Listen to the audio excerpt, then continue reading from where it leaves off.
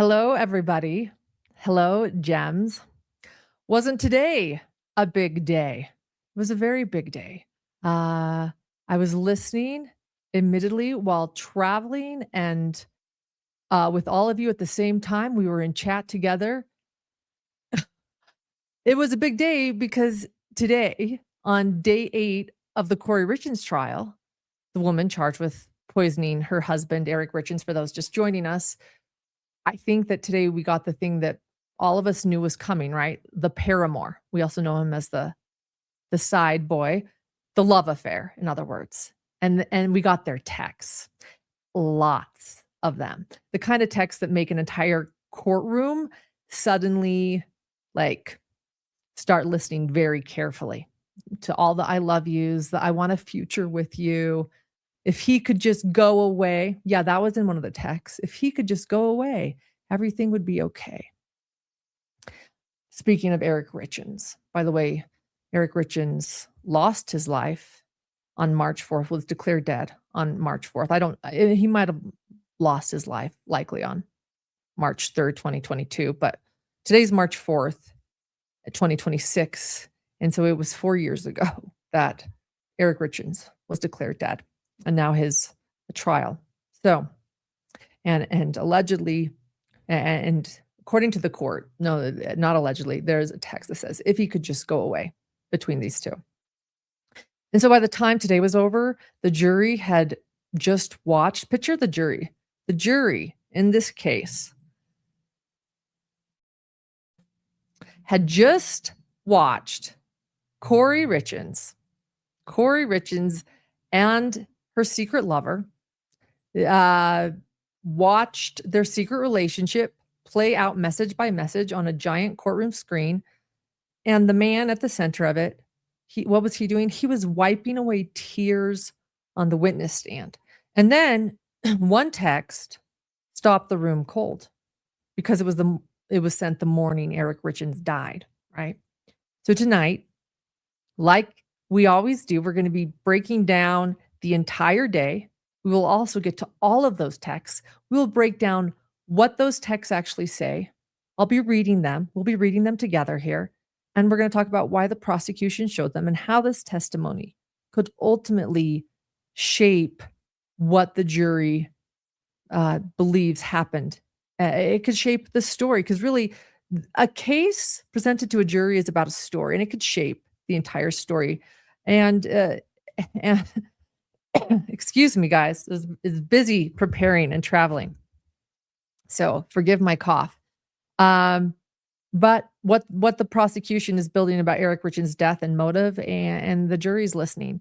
We're also going to learn a lot tonight about life insurance, something many murder trials seem to touch on following the life insurance, right? Follow the money, follow the life insurance in these murder trials. So today is day 8 of the Kouri Richins trial. And so let's start with the first witness. It wasn't the paramour, but stick with me because we're going to get to everything there. The first witness up today was Lashana Rogers, who works for New York Life Insurance. And stick with me 1 second.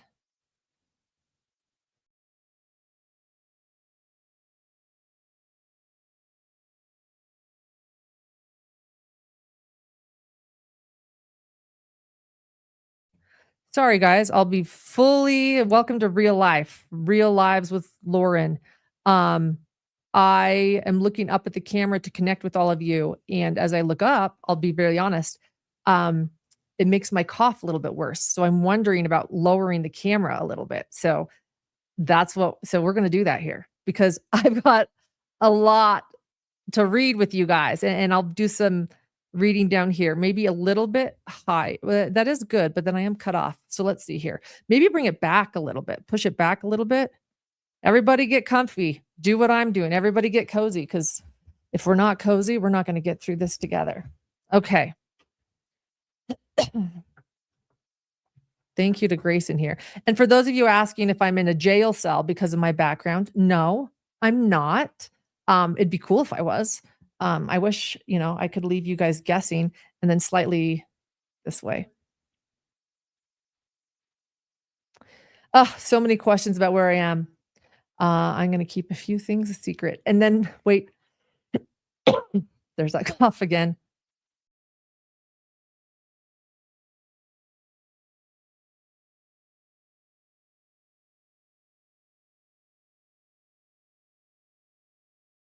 You guys don't care if the top of my head's cut off, do you? There's this thing called rule of thirds in broadcasting you're supposed to follow, but I don't need to follow that, right? Okay, let's see here. Are we comfortable? I've got my cozy socks on too. I'm sitting crisscross. Okay, we're good? I'm good. See, I'm already coughing less. Boom. I just want to be able to look at the camera, and if I look up, it affects my throat. So that's worth it. Get cozy, everyone. All right. So the first witness, let's start over. The first witness today was Lashana Rogers, who works for New York Life Insurance. And Rogers told the jury that she got a call from another agent about some beneficiary changes on the life insurance policy. And that other agent was Brian Feckleton. And he had questions. He did about changes made to Kouri Richins' policy. Travel sets, guys, this microphone. Okay. So remember, Kouri Richins, by the way, is Eric Richins' business partner. So Feckleton had questions about changes made to Kouri Richins' policy. Interesting, right? This is not Eric Richins' policy. This is Kouri Richins' policy, his business partner. So Prosecutor Burmester admitted a document into evidence showing that changes were made to Kouri Richins' policy, Eric's business partner's life insurance policy, on January 2nd, 2022. So just about 2 months before Eric Richins died. Rogers explained that beneficiary changes can be done either online or by calling an agent. And then she said that Feckleton reached out to her because there were multiple changes that raised concerns. The beneficiary on Richins' account had been switched from Eric to Kouri. Interesting, right? So Rogers explained that the policy owner or anyone who has the owner's login information can go online and make those changes. Burmester admitted another exhibit that showed an email chain between Rogers and Feckleton. And according to Rogers, on January 1st, 2022, again, 2 months before Eric's death, the beneficiary was changed multiple times, and it was changed multiple times in a matter of minutes. So it went from Kouri to Eric, back to Kouri, and then back to Eric again. All of those changes were made using Eric Richins' login, and all came from the same IP address, so likely the same person. And who was that person? I don't know. Rogers also said that on June 9th, she followed up again with Feckleton, and after looking further into it, they learned that all the interaction on the account was coming from Kouri Richins' email address. So at that point, the state had clearly laid out what they wanted the jury to hear, right? The changes on life insurance were made through Eric's login, but the email associated with the activity was Kouri's. Then it was time for cross-exam by defense. I mean, the state made their case very quickly. So defense attorney Ramos stepped up and immediately focused on something more technical. He asked about the client ID number on the exhibit. Rogers confirmed that the client ID shown belonged to Eric, and Ramos handed her additional paperwork and pointed out that there were actually 2 different policies being discussed. One was for Kouri and one was for Eric. He moved to admit an exhibit showing the insurance policy information for both men and started comparing the client ID numbers. Ramos asked Rogers directly whether the client ID was used to change the beneficiary information, and she said no. The client ID was not used to log in when the changes were made, and then she walked through the login process. In order to log in, you enter an email address, and then you have to verify it through that email. Customers cannot log in using anything other than the credentials the insurance company has on file. Ramos then showed Rogers a document that included Kouri's Hotmail address. That email was associated with both Eric's and Kouri's life insurance login information. He showed her another document that she said she didn't recognize, and then he asked the key question: was there any information that confirmed Kouri was the person physically behind the screen when the login occurred? And Rogers answered carefully. She said the email address used to log in was Kouri's, and that was basically it, right? So we don't know who logged in. We just know that the IP address went back to the email address of Kouri Richins that was used to log in. So Ramos had nothing further after that. And the prosecution had nothing further either. And Rogers was dismissed. Yeah. I saw that Mrs. Martin, Kouri was in prison stripes today, prison stripe chic. And I've got a prison chic background. I'm going with Kouri's. It's Kouri's trend. All right. So, oh, but wait for it. So they're just setting the stage, by the way, with this life insurance stuff. Let's move on to the next witness. I mean, it just gets worse and worse. My takeaway, by the way, from that witness is that the state is clearly wanting to show suspicious activity and tie it back to Kouri's email, but the defense made sure to highlight that there's a difference between an email being used and proving who was actually sitting at the computer, right? Right. What do we call that?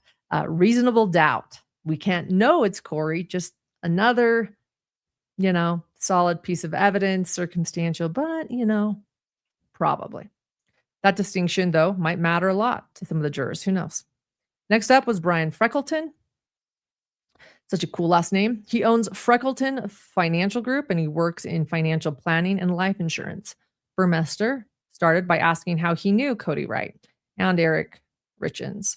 And Freckleton said that Eric's family were some of his clients, and after Eric married Kouri, Eric reached out and purchased life insurance policies for himself and for Kouri. Freckleton said he was familiar with C&E masonry.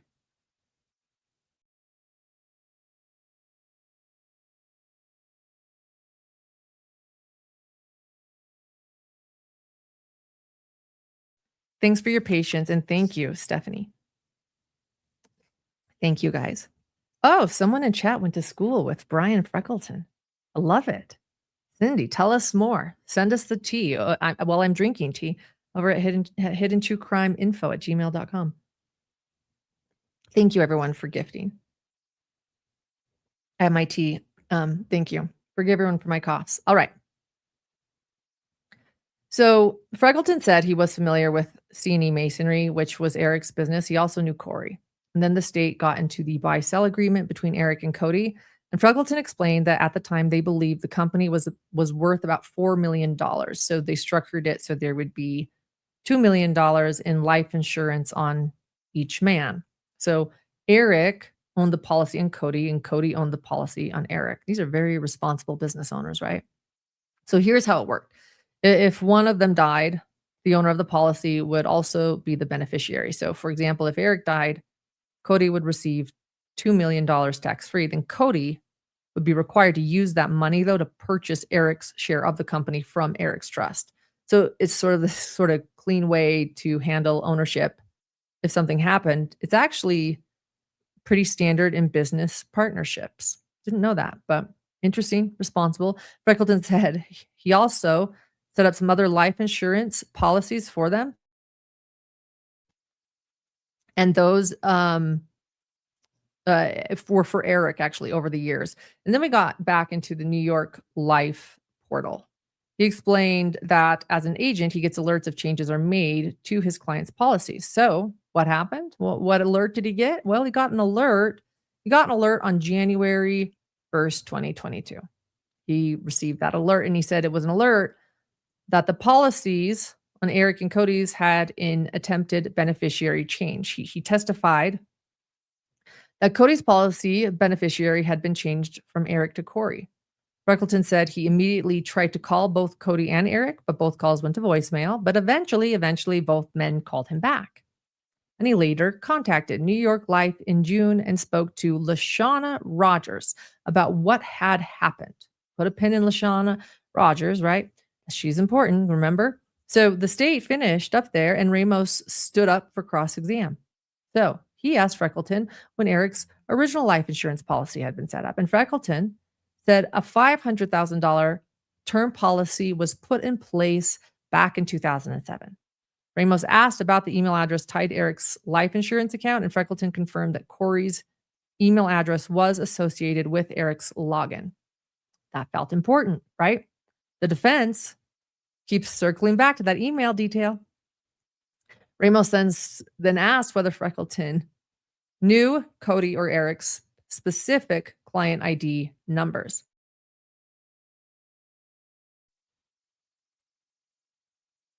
Freckleton said he knew that they had client IDs, but he didn't know what the actual numbers were. And Ramos also asked about how Freckleton obtained information from New York Life regarding the account changes. And after just a few questions, that was it. No further questions from the defense. And then after he was released, there was another break. And outside the presence of the jury, things got tense. The defense attorney, Wendy Lewis, had said that earlier that morning, Kathy Nestor had received a text message from the state, from the prosecution, saying that Carmen Lauber, key witness Carmen Lauber, had violated drug court. The defense said that they were not aware of this and asked for a mistrial because of this. So another motion for mistrial, another one. Bloodworth responded that he wasn't aware of any text message sent that morning. That's interesting. And he also pointed out that about 10 days earlier, the defense had submitted a grammar request to the sheriff's office asking for information about Carmen. And just a few weeks before trial, he gave them the info they asked for. Oh, so they requested this info. Okay. I see what's happening here.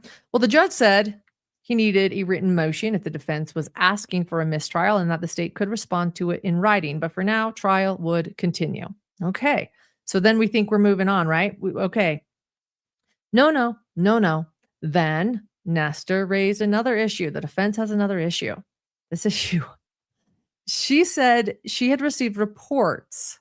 So it wasn't even something she saw. She had just received reports that the prosecution was making faces at the jury while the defense was questioning witnesses. I really want to know who reported this to her. The judge responded that he has a better vantage point than the courtroom cameras, and he had not seen any inappropriate facial expressions. Nestor said she planned to check timestamps on the live stream. Honestly, if I were the state, I'd probably respond to the accusations about facial expressions by pointing out that Kouri herself has been visibly expressive, right, throughout the trial. We've seen it. We're watching it. Thank you, pool camera. He's doing a great job panning to her when they can. We've all seen it, the raised eyebrows, the subtle head movements, the looks that seem to signal disagreement with the witness. Whether that's intentional or just natural reaction, we notice it, we're watching it, we're noting it, we're talking about it. And on top of that, we've also seen reactions from the defense table, right? During the medical examiner's testimony, remember, Nestor, we pointed out, she made a face towards the defense team. It didn't look like it was directed at the jury. I'll give her that, but like it was still visible in the courtroom. And I played the clip for you here. So when the defense raised concerns that prosecutors were making faces at jurors, I can't imagine like the state of prosecution thinking that's a little ironic. But I don't know. Let's check those timestamps, Nestor, right? At the end of the day, the judge has a better vantage point, and I think that's what will matter procedurally. But it definitely shows how tense things are getting, even when facial expressions are becoming an issue on the record. We're in week 2, and it's like really. But it'll also, maybe they're also pointing it out early on to make it so the state knows, almost is afraid to look at the jury, right? That it could have a chilling effect. Like, don't even look at the jury. Try not to show any expression because they're watching us. Who knows? Who knows? But anyway, after that, the jury came back in, and the next witness was Ann Coates. So who is Ann Coates? It's not the paramour yet. Stick with me, guys. Got a lot of text to read. That's what I said. Get comfy. But this is an important witness, Ann Coates. She's the senior manager of claims at CMFG Life Insurance. Burmester admitted a life insurance application for $100,000 on Eric Richins. The beneficiary listed was Kouri Richins. The application was received on February 3rd, 2022. That's where we all went, whoa. February 3rd, 2022. So exactly 1 month before Eric Richins dies. Coates testified that a billing statement was sent to Eric informing him there would be an automatic withdrawal for the premiums. A welcome letter with the contract was also sent. The first premium deduction was scheduled for February 14th, 2022, which is also a little ironic and shocking because that she has an attempted murder charge too, right? And that allegedly happened on February 14th, 2022. So the first premium deduction scheduled for Valentine's Day, 2022. She also testified that Eric had other policies with the company. And one form showed a $250,000 term life insurance policy. Coates explained that the company runs its policies twice a year against the Social Security Master Death database to see if any insured individuals have passed away. And that is how they learned Eric had died in March of 2022, 1 month later. So a check is issued on June 17th, 2022 to Kouri Richins in the amount of $251,000, 558 and 82 cents. Sorry, $251,558,000 and 82 cents. That included the policy amount and the accrued interest, well, it's a little bit more. And she also explained that when customers call the insurance company, detailed notes are kept and calls are recorded. So Prosecutor Burmester then put up the internal notes from Eric's policy. The notes showed that in April, Kouri called the life insurance company asking about the status of the claims on her husband's account. And she was told they had received a pending death certificate, but they needed the final official version before anything could move forward. Eventually, the company received the final death certificate, and it listed rightfully so drug intoxication, specifically fentanyl. So Coates testified that someone from the insurance company called Kouri and asked whether fentanyl had been prescribed to Eric. And the reason they actually that question mattered in this case, or in all cases, is because there was an additional $50,000 that would pay out if the death was the result of a prescription medication provided by a doctor. But Kouri told them that she actually did not know how Eric obtained the fentanyl. According to the notes, she called back the very next day and again said it was not prescribed and that she didn't know where it came from. And then in June, she called again. And at that point, she was told the $250,000 claim had already been paid, but the $100,000 policy was still under review. Coates explained why. So that $100,000 policy was brand new. And when someone dies within 2 years of taking out a policy, it's considered contestable. And that means the company takes a closer look. They investigate to make sure everything on the application was accurate and that there wasn't anything that would impact coverage. So basically, because the policy had just gone into effect in early February 2022, like a month before Eric dies, and Eric dies in March, the beginning of March, nonetheless, so like 1 month, it automatically triggered an investigation. So if you ever wonder, by the way, about following the life insurance, even life insurance companies know to follow the life insurance. If someone's dying right after a new policy is opened, you're triggering an investigation. Just know that. So Burmester then asked about how Kouri received the payouts. And Coates said Kouri provided voided checks so the funds could be directly deposited into her account. And then after that, the state had nothing further.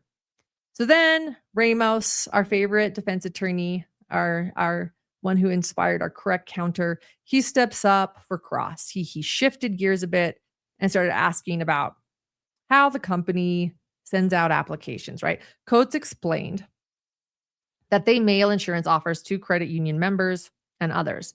And if someone receives one, they can fill it out and mail it back in. It's something they do periodically, although she wasn't sure exactly how often. Ramos then asked about the timeline of Eric's policies. And Coates said one policy became effective May 12th, 2017. The application came in under Eric Richins' name, and the assumption is that he filled it out. Like the most recent policy became effective February 4th, again, 2022, exactly 1 month before Eric dies. And that one was issued after the Richins household received a mailer from the insurance company. So Ramos pulled the application up on the screen The address listed was a P.O. box. He pointed out that the P.O. box address was pre-filled by the credit union before the application was ever sent in. Okay. Why does this matter? I mean, they're really grasping at straws here. Well, in other words, that address wasn't manually written in by Kouri on the application itself. It was already there.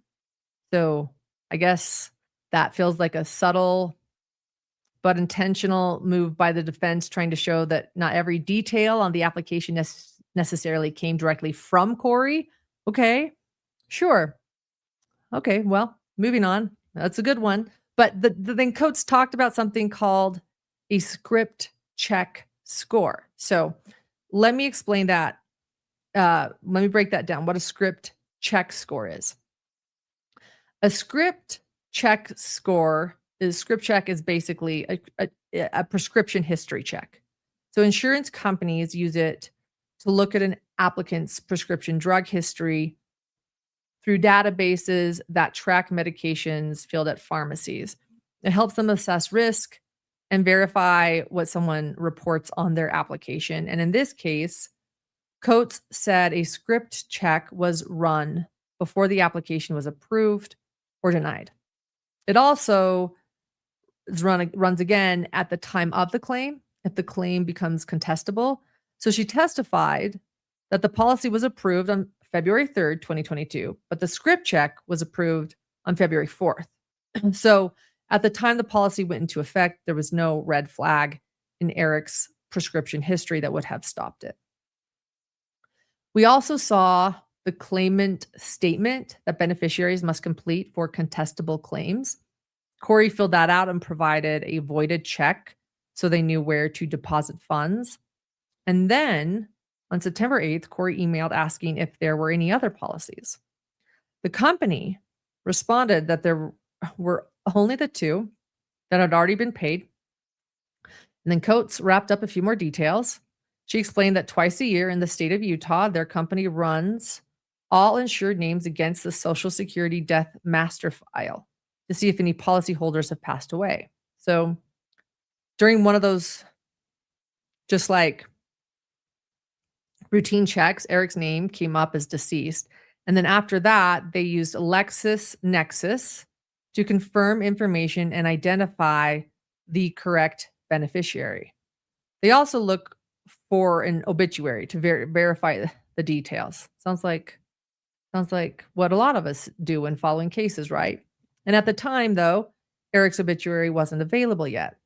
We also circled back to that P.O. box address that the defense brought up.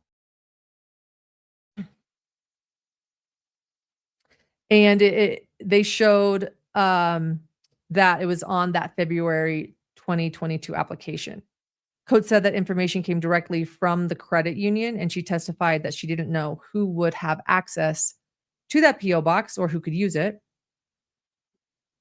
Ramos then asked whether the company does handwriting comparisons or brings in experts to analyze signatures when applications are submitted. Coates said no.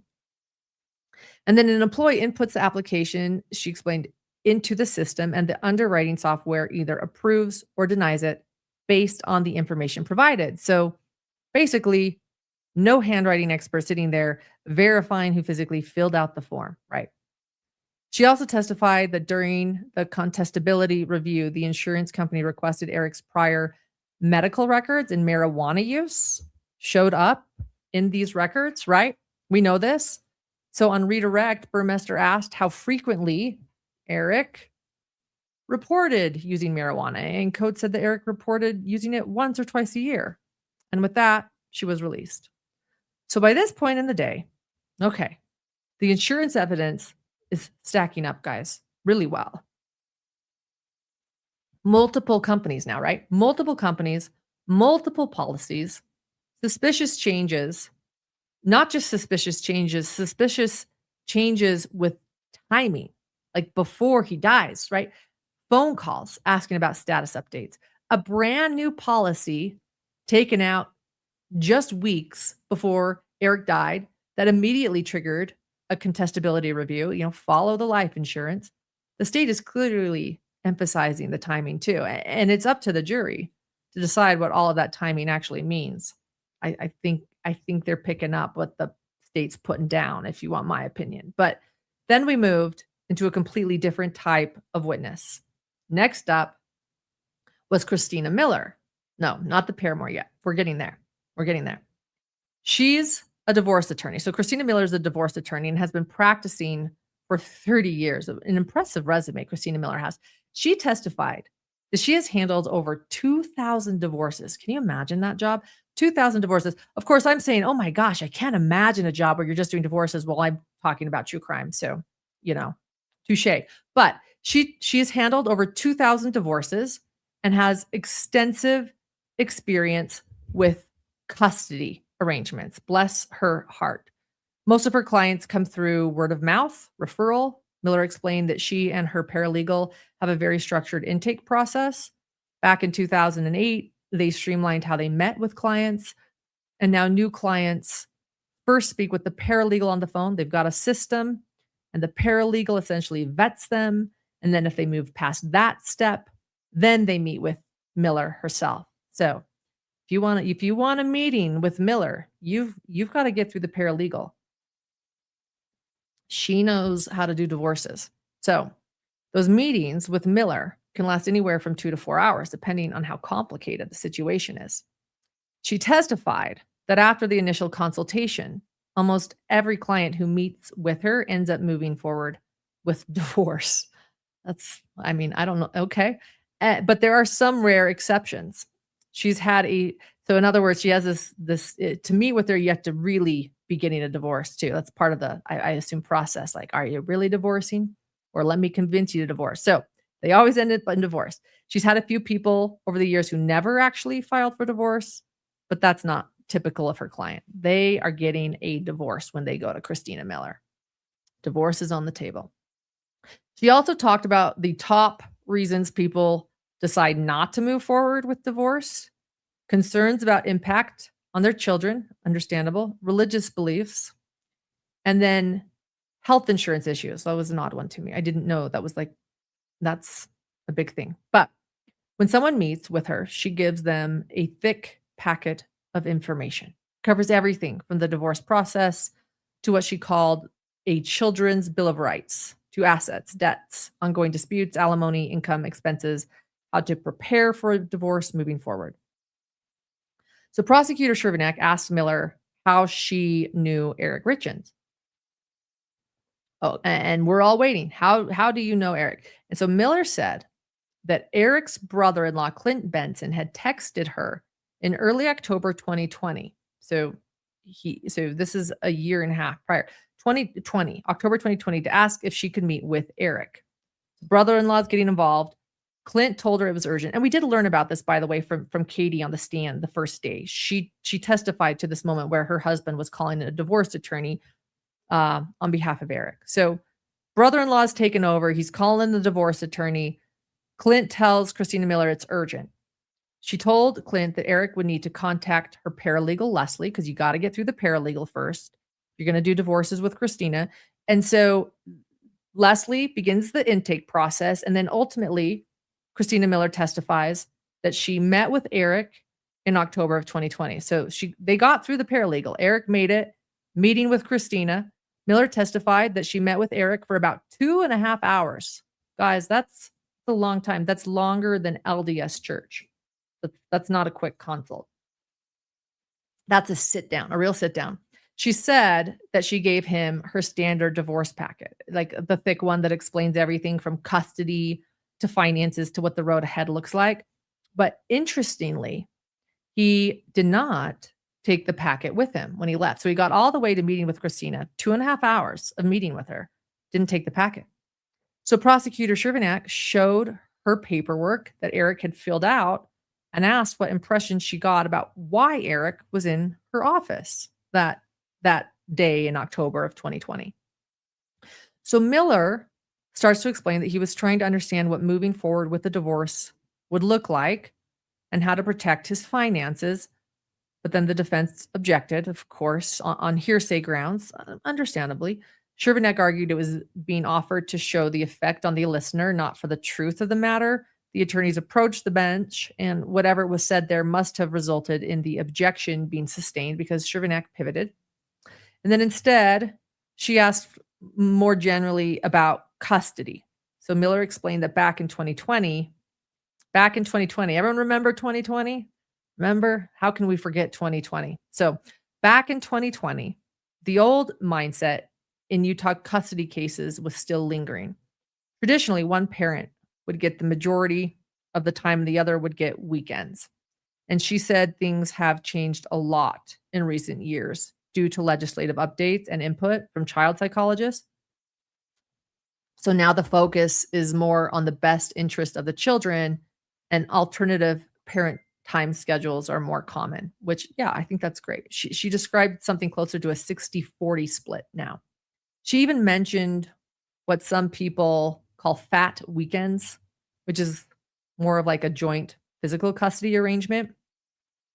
Chervenak asked how Eric reacted to that, and Miller said there really wasn't much follow-up discussion about custody. She testified that she normally goes into detail with clients about holidays, yearly schedules, right of first refusal, all of that, but she did not do that with Eric. She said that was unusual. Most parents have a lot of questions about custody. That's why she talks about it on the first meeting, right? And when they don't, in her experience, it's often because they're not emotionally ready to picture a life where they don't see their kids every day. At the end of the meeting, Miller gave Eric a to-do list. She made a point to say she only gives that list to people who seem serious about moving forward. But he didn't. Eric, excuse me, Eric did not want to physically take the list with him. Instead, he asked her to send it through Clint, his brother-in-law, who had set the meeting up. So reading between the lines, it sounds like he didn't want anything about a divorce showing up at home, right? He didn't want paperwork. He didn't want emails. So Christina Miller respected that and emailed the to-do list to Clint Benson, the brother-in-law who set this meeting up. Miller also said that she referred Eric to another attorney, Crystal Bowman Carter. Yeah, put a pin in her name. She's going to be up in just a bit. And Crystal Bowman Carter had previously helped him with business planning documents. Eric needed to revoke a power of attorney and update his estate plans. Miller told Eric to go back to Crystal for that. Chervenak asked whether that was unusual, and Miller said yes, very unusual. So here's why this can matter. Typically, when someone is contemplating divorce, they're focused on surviving the divorce. They're thinking about custody, finances, support, who gets what. They're not usually thinking about what happens if they die. So estate planning is usually something that she recommends after a divorce is finalized. At the end of every divorce case, she then gives clients another to-do list, telling them to update their estate documents because their marital status has changed. But in this situation, she referred Eric to an estate planning attorney before he even filed for divorce. She testified that before 2020, she had only referred one other person to change their estate plan prior to filing. And she clarified that once someone files for divorce now, they can't just go in and change beneficiaries. That rule wasn't in place in 2020, but it is now. So to simplify all of that, what she was saying is this: it is rare for someone to think about revoking powers of attorney and redoing estate plans before they've even filed for divorce. Most people don't think that far ahead when they're still in the contemplating stage. But ultimately, Eric never filed for divorce, right? Never did that through Miller. And they didn't specifically discuss the timeline here. She explained that every client is different. Divorce is emotional. We know this. Some people move fast, some take years, and then the state had nothing further. Then defense attorney Lewis got up for cross-exam. She immediately pointed out that Eric didn't originally reach out to Miller himself. It was Clint, the brother-in-law, who made the initial contact. Yes. And Lewis asked whether anyone else attended the meeting. Miller said no. Eric had spoken to the paralegal first and provided details, passed the paralegal test, right? And then the in-person meeting was just the two of them. And then afterward, Clint reached out to thank her for meeting with Eric. Miller confirmed that Eric didn't want her contacting him directly by phone or email. He wanted all communication to go through Clint Benson, his brother-in-law. She acknowledged that one reason a client might request that is because they're not ready for their spouse to find out they're considering divorce. Makes sense. Sometimes they're unsure if they'll even go through with it. Lewis then asked about custody discussions, including something Miller calls the Children's Bill of Rights. Miller explained that it's not an official Utah document. It's something that she gives her clients to remind them that the kids are the priority. That's awesome that she does that. Finances are also discussed, which is why she filled out a child support worksheet with Eric. And Eric reported his monthly income of $33,000 and $333. Lewis asked whether that would result in high child support. So, in other words, just over $33,000. Miller said, it depends, but for some people, that would be considered high. And Lewis also asked whether Miller was aware Eric owned businesses. She said she became aware of that, but did not receive tax returns or business documents from him. Then Lewis circled back to the estate planning referral. She emphasized that at the end of every divorce case, Miller tells clients to see that estate planning attorney to update documents. But again, she reminds the court that is usually after the divorce is finalized. But in this case, that referral happened before Eric even filed. Lewis suggested that sometimes people go to estate planners not because they're planning to divorce, but because they want to make sure their family is provided for financially, regardless of what happens in the marriage. Was that fair? They asked Miller. Miller responded that estate planning is generally about making sure assets are distributed the way someone wants after their death. Miller gave an analogy. She described, this analogy. She described divorce as two wet noodles dropped onto a plate, and one noodle is the emotional side and the other is the legal side. And her job, she said, is to keep the noodle straight and guide clients through the legal process. Yeah. And then I feel like in every divorce, then spaghetti just gets thrown at walls. So I admire her that she tries to keep it to two kind of wiggly noodles. But nonetheless, she made it clear that divorce and estate planning are two completely different processes. Most people going through divorce are focused on surviving it, not on rewriting their estate plan. Let's take a listen to this clip.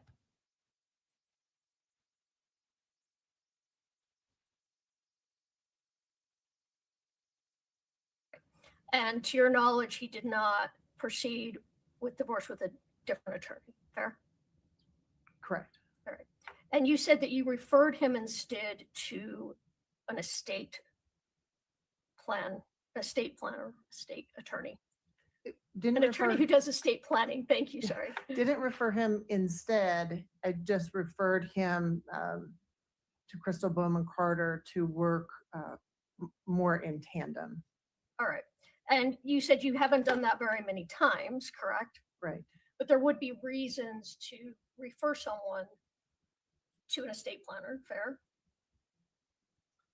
Just would there be reasons? Yes or no? And then I'll follow up.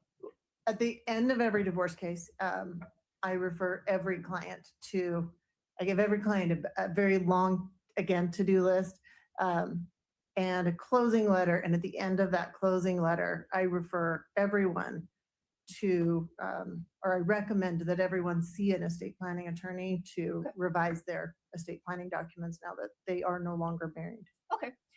In this case, however, that happened earlier in the process than normal. Yes. All right. And just let me ask you a hypothetical. Sure. So sometimes people have concerns about their children. I mean, it's a fair reason that people don't get divorced when they have small children because they don't want to break up the family. Fair?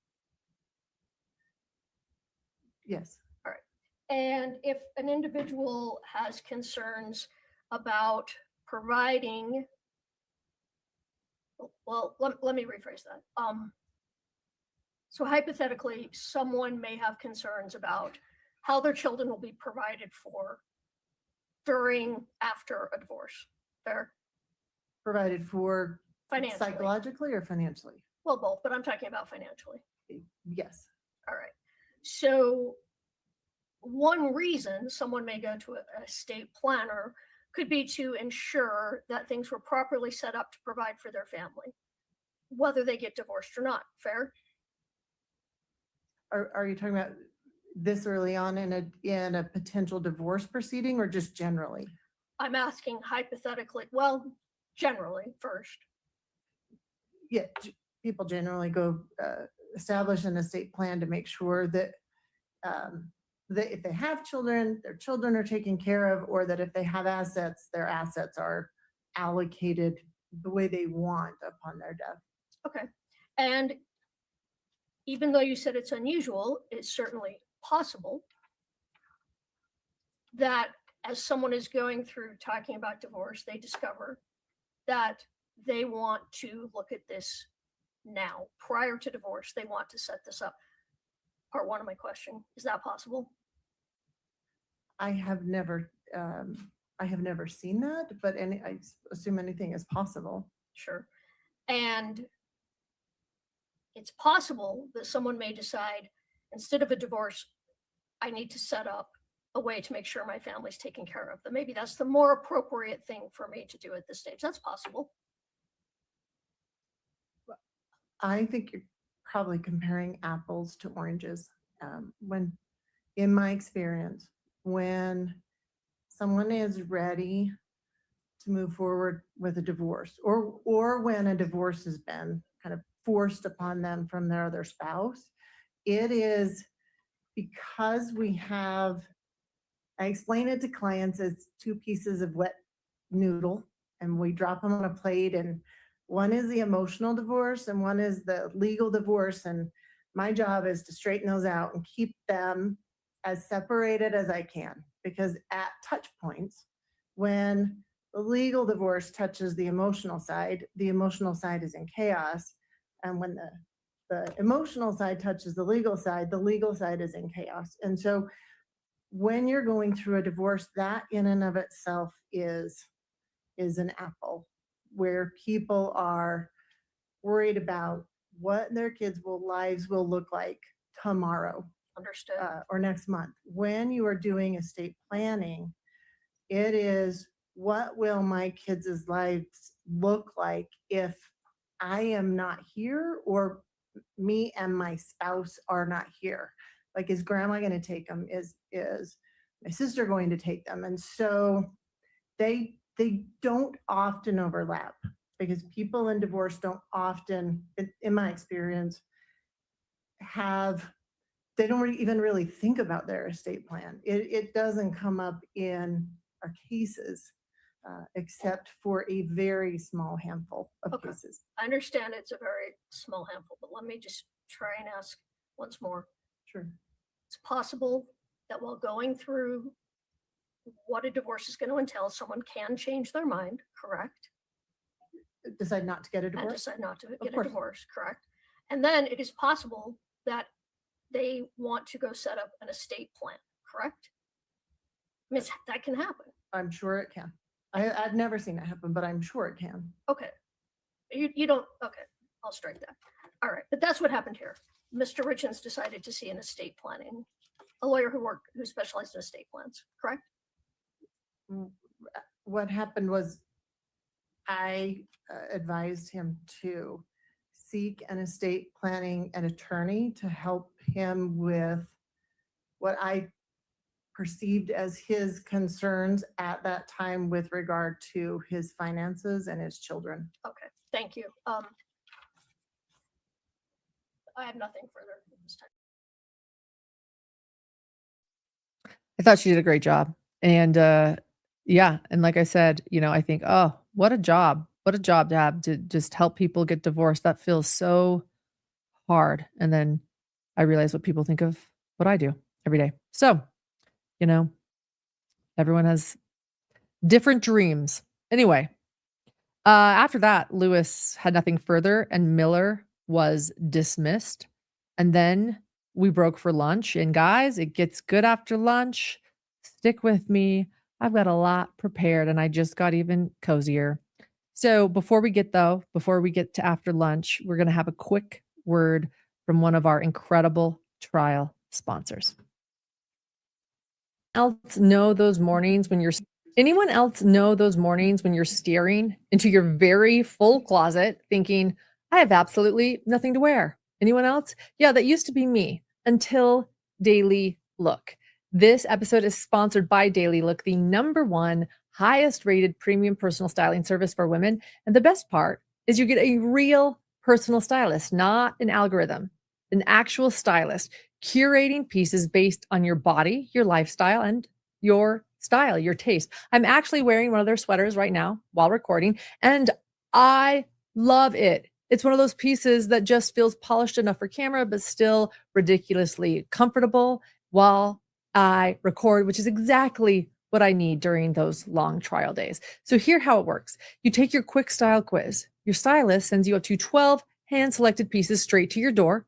You keep what you love and send the rest back with free shipping both ways. And guess what? First time, they nailed me. I truly didn't think they would. Kept all 12 pieces. It's time to get your own personal stylist with Daily Look. Head to dailylook.com and use code HIDDEN for 50% off your first order. Once again, that's dailylook.com for 50% off, and make sure you use my promo code HIDDEN so they know I sent you. I don't think you'll be disappointed. Amazing.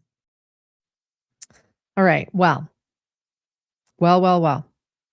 After lunch, court got back in session, and the next witness was Crystal Bauman Carter. Remember I said put a pin in that? The estate planning attorney? Yeah, basically she's the one who helped Eric Richins get all of his estate documents in order. So back in June 2018, Eric's financial advisor reached out to her, and by June 25th, 2019, so this is before he met with the divorce attorney, June 25th, 2019, they signed a buy-sell agreement. That's just a fancy way of saying that if one business partner dies or wants out, the agreement lays out how the other partner buys their share. We went over that earlier in this episode. So in this case, both Eric and Cody had $2 million life insurance policies, and whoever survived would use that money to buy the other partner's share. So Bauman Carter said this kind of arrangement is super common in businesses, so nothing unusual there. She walked through how she worked with Eric. He filled out an intake worksheet, and Bauman Carter even reviewed his that prenup agreement the day before he signed his estate plan. That prenup agreement made it clear that C&E Stone Masonry was Eric's separate property, even after marrying Kouri, his separate property. And another part said that if he died, his business interest would still not pass to Kouri. So clearly, Eric didn't want to communicate over email because he was worried Kouri might read it. He really wanted to make sure all of his personal property went to his kids, not his wife, who were and his kids were still very young. Normally, those things would go straight to the spouse, right? So this is interesting. And this was back in 2019. So Bauman Carter prepared a living will and a trust for Eric. Both were notarized, along with a healthcare directive. And let me clarify what I just said. That was 2019 when she did this. But even in the prenup agreement, it made it clear that Eric's business was his own. He always wanted that to not go to Kouri, it seems. So, and that seemed to continue through this relationship. So Bauman Carter prepared a living will and trust for Eric. Both were notarized, along with a healthcare directive. The will even spelled out Eric's burial wishes with the trust. Eric made himself the trustee and manager. But when he died, this is another interesting thing. When he died, he picked Kouri Richins Benson as the trustee, which we have heard from Kouri Richins Benson, first day of trial. And she is the trustee. Bauman Carter pointed out that it is unusual for a spouse not to be chosen as trustee. The trust did allow Kouri to access money for health, for education, and support, but the big assets like the home and the business were transferred to the trust under Eric's rules. The trust became legally binding on November 3rd, 2020. Shervinack also introduced Eric's power of attorney documents. There was a revocation form, but Eric never signed it because he didn't want to upset Kouri. And that led to a defense objection and a sidebar with the judge, who eventually told the jury not to consider what Eric had told Bauman Carter directly. And I have to say, every time they say that and there's an objection and the answer is just ignore that, all I can think about is how many jurors now are going to never forget that statement. In other words, do those objections really ever help? I don't know. Anyway, I guess it strikes it from the record, right? They don't get to look back at it. But I mean, how to make a juror remember something? Say, forget that, never think about it again. Anyway, Bauman Carter explained that she was instructed to communicate with Eric's sister. She found out on March 4th, 2022, that Eric had died. So the day he was declared, the day he died. Clint Benson is who called her first. And then later that day, a sheriff asked her to speak with Kouri. So when Bauman Carter told Kouri that the house belonged in the trust, Kouri was furious and reportedly said, "What is wrong with you people?" I mean, it is unique, right? It's unique. I'll say this. I think it's unique that Eric made sure that the house did not belong to his wife. It belonged in the trust, and Kouri was not the trustee. So Kouri was furious and reportedly said, "What is wrong with you people?" before handing the phone back. She thought the house was hers and didn't know about the estate plan because no one had told her. A few days later, Kouri's attorney, Mr. Nate, reached out and asked Bauman Carter to give Kouri time to grieve. Bauman Carter sent a copy of the will to him so that he could see Eric's burial wishes. Interestingly, Bauman Carter opened probate on Eric's estate just 10 days after his death, which is pretty fast, right? Usually probate can wait months or even a year if the property is secure and the trust is funded. But she said she normally wouldn't have opened probate so quickly. And then defense attorney Nestor took Bauman Carter on cross-exam. Here comes Nestor. She asked about the power of attorney.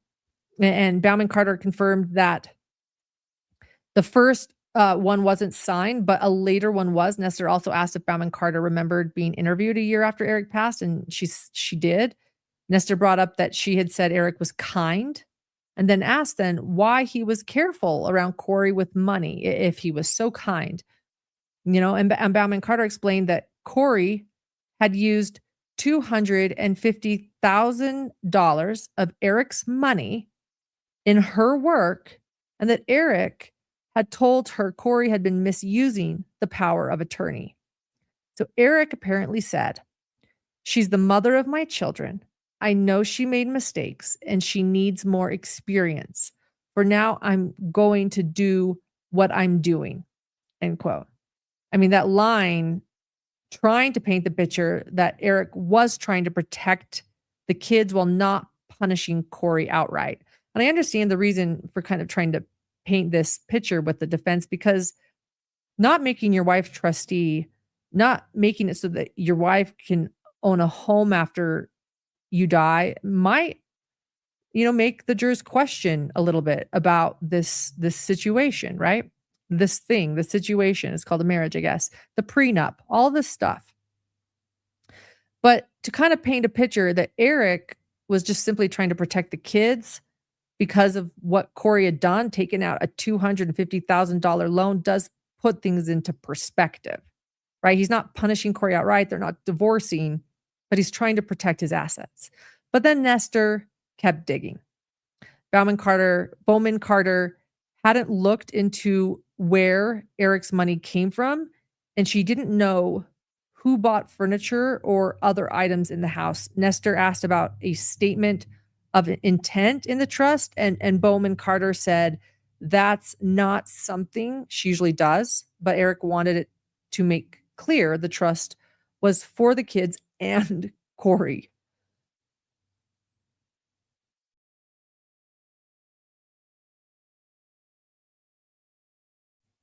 Excuse me. Email came up too. So Bauman Carter said Eric had told her Kouri read his emails, though she didn't know if they shared an account. And there was one mistake on March 4th, 2022. That's the day Eric died, where she accidentally emailed Kouri something meant for Katie on that day. Nestor asked about the intake form showing Eric's assets at $7.6 million. Bowman Carter confirmed that while Eric was alive, he could do whatever he wanted with his money. But once he died, Katie, as trustee, had to follow the trust rules and decide what Kouri could access. Bowman Carter had no knowledge of whether Kouri requested any distribution from the trust in the year after Eric died. And finally, Nestor asked if Bowman Carter went to Eric's funeral. Interesting question. I think she was trying to push, bias there. But Bowman Carter had not gone to Eric's funeral. And she clarified that her relationship with Eric's sister had always been strictly professional and not personal. So, looking at all of this, let's just go over this quickly. You can see the estate planning was pretty carefully done to protect the kids, the 3 boys, and the business. Kouri had limited access through the trust, and Eric's decisions around the trustee and the emails show he was very cautious. The accidental email and early probate are small hiccups, but they probably don't change the bigger picture of the trust, even though the defense brought those up. And the trust was set up the way that Eric wanted it to be set up. Finally, after sitting through a bunch of logistical witnesses, you guys ready? This is what we've been waiting for. This is what I keep teasing. This is what I've been preparing for. We get to someone, I don't know. Yeah, spicy. I know someone we've all been waiting to hear from. I mean, maybe I should speak for myself. Someone I've been waiting to hear from, the Robert Josh Grossman, or just Josh. We've learned that Robert Josh Grossman likes to be called Josh. Kouri's lover. Honestly, I've been so curious about this guy. I did a backstory. I went to the preliminary hearing for 2 days of it a year ago. We have been waiting for Robert Josh Grossman, the paramour, the side boy, the lover. I've been curious also about Kouri's reaction when he came up, right? Like, what's she going to think? And would she be mad? Would she be sad? Would she be embarrassed? We know they eventually had a falling out after Eric's death, right? And since then, he's been described as a transient. They've talked about how it's been difficult to get a hold of him because we've been wanting to hear from him for a long time. He's a transient. He's difficult. They can't get a hold of him. So who knows what kind of feelings are left, right? I was just excited to see how this would play out. And before the paramour even sat down, things got interesting, and they got interesting fast. Just take a listen to this as he walks into court.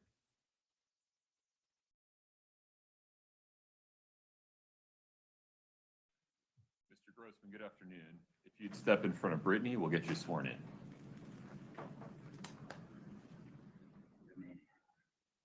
Please raise your right hand.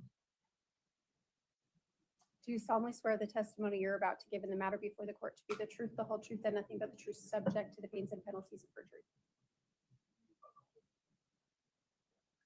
Sir, do you swear to tell the whole truth under the pains and penalties of perjury, yes or no? I won't lie. I'll tell as much in this setting. I assume all the answers to questions not. Stand right there for a moment, if you don't mind. Can I invite you folks to take a walk for a moment? Please rise for the jury. Just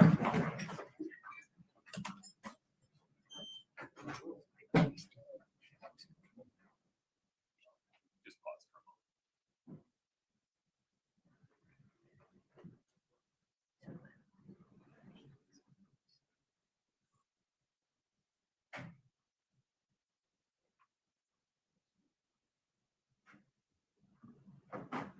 Have a seat for me if you don't mind.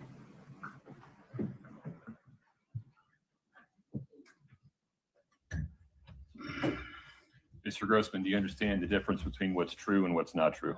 I do. Do you promise, under the pains and penalties of perjury, to tell the truth when you're asked questions? Absolutely. Anything further, Mr. Bloodworth? No, yeah. Ms. Lewis? No, Your Honor. Okay. Would you bring the jury back?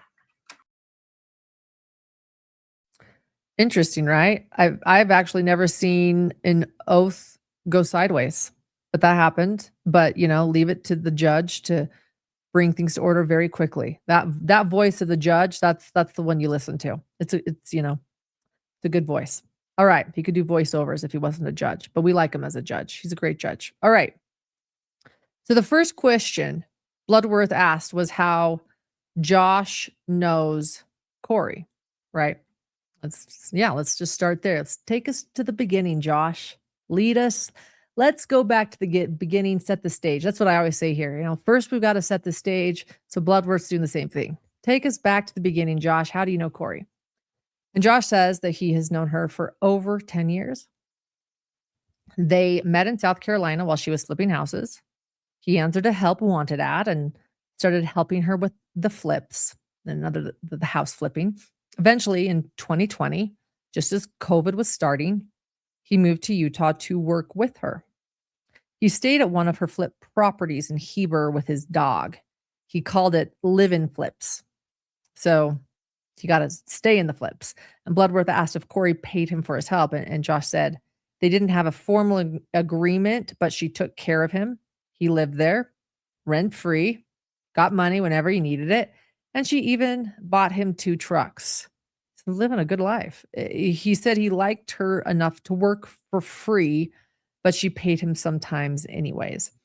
Their relationship turned romantic just before he moved to Utah. So it was a convenient shift in that relationship just before his move.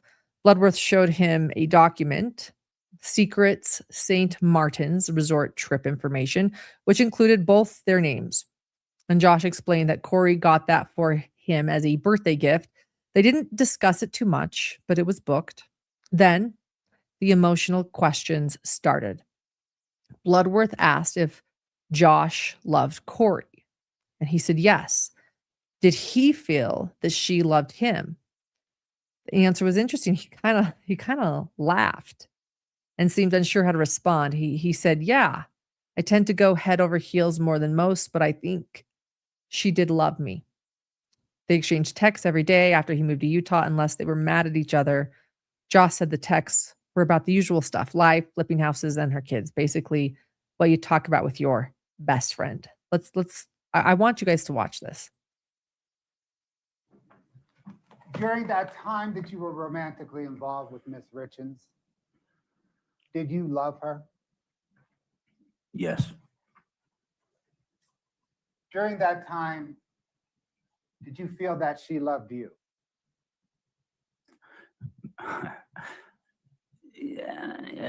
Yeah. I have a tendency of going head over heels, though, probably more than most. So, I think she did.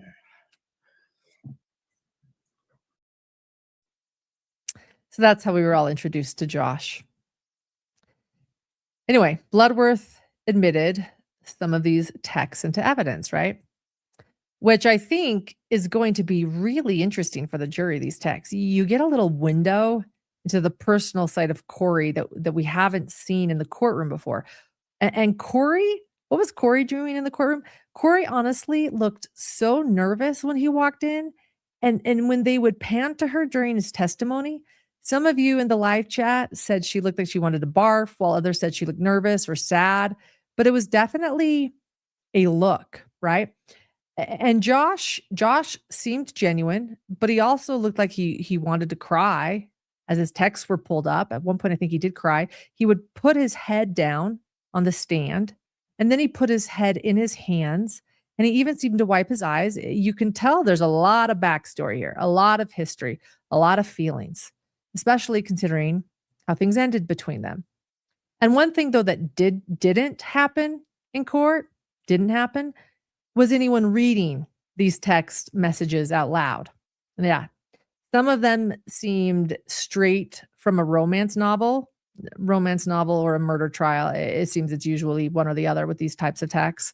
And the state would instead display the texts on the screen, which gave those of us watching from home or the courtroom time to pause and read them, but no one was reading them into a mic. So, and maybe I got spoiled at the Daybell trial where we had an FBI, it we actually had an FBI investigator reading to us the loin fire chats between Chad and Lori. Another love story gone wrong. But no one was reading these texts into the mic. But guess who is going to read them for you now? Yes. And I know I have a cough, so we'll get to that. But I am taking one for the team. Gems, never forget. I've transcribed them. And so we're going to go through these text messages. Let's go through the first set of messages, and I'll clarify here too. Yes, I'm going to do this. We're going to do this. And we've got a lot more to this episode. So if my coughing occasionally is hard for you because I have a hard time reaching the mute button in time, that's part of the problem here with this travel set I have going. On Spotify and Apple, we do edit our podcast for Spotify and Apple. They're a little bit later, but they're edited. So if you have a hard time with that with your ears, you can go listen to this tomorrow morning. But for those of you that are here with me, stick with me. Thank you. Thank you for dealing with this, because I really want to do this with all of you live. I want to read these. So let's go through the first set of messages. And I'll just say before the text, Josh, and read it. And that means it's from Josh or Kouri. Okay. So Josh, when I don't get much from you, I just figure it's because you're doing things that you know I wouldn't like and would hurt me. It is draining to love you and pretend to be an idiot. I don't want to avoid things with people I love, thoughts or problems. I want to communicate until we know each other better and solve stuff together. Not by myself, for each other, like and love you today. I live too much through this phone though. I'm tired, babe. I tell you some of what was on my mind today, tomorrow. Sometimes their texts are a little confusing grammatically, but I get it. But I try to read. Okay. And then Kouri says, what do you want to know that I'm not telling you or quiet about? Josh, I want to know everything about you. It's part of being in love. Not tonight, though. I don't want any info tonight. We're good. That one got me. Kouri, something specific spiked this, though. There's something you want to know that I didn't tell you. Can you tell me what it was? I know you're busy, tired, sore fingers, not wanting to text me because a call would be better or in person. But I will be up all night wondering, babe, worrying, feeling horrible. I would greatly appreciate you telling me. But if not, that's okay. Not tonight. Josh, can't text it. This texting shit sucks. Several things. If you lived one day with my phone, you would get it. Not mad at you. Know that. It's this phone, these cuts, too time consuming. I have 2 hours of driving soon. I have to get off this job. Kouri, it's draining to love you. My heart is burning with sadness to have to read that. Like it popped out of my chest and someone is stomping on it. It's draining to love you. I'm sorry I'm draining to love. I knew this would come one day, just was hoping it wasn't today or anytime soon because I love you. I love talking to you, being with you, laughing and joking, venting, and being overly happy with news I got today. The sense of never feeling judged with you and just so comfortable around you. I don't have that in my marriage, and I really enjoy my relationship and love for you. But you're right. We both know this love triangle can't go on forever. You don't deserve it. I don't deserve you. I can't expect you to sit around for the day the trigger gets pulled because who knows when that's going to be. I tried and failed. I can't expect you to sit home and wonder what I'm doing or my home life or when I might call you next or see you. That is so beyond selfish of me. You're right. I'm sorry. Sorry I didn't see it until then. What a damn selfish person I am. How could I think someone like you would be okay with this for the rest of forever until I pull my head out of my ass? How selfish not to step away and let you just live your life without the constant wonder. Your love is draining. I'm sorry, babe. You're right. It has to be exhausting. And how dare me be okay with that? That mental and physical stress on you. I'm sorry, babe. Maybe saying goodbye earlier than later is better. I'm sorry you have to work so late. I shouldn't have kept you so late this morning. Again, don't text back. No words needed. Finish up work and get some rest. We can talk later. Good night. Josh. Love triangle? What do you mean by that? Don't get it.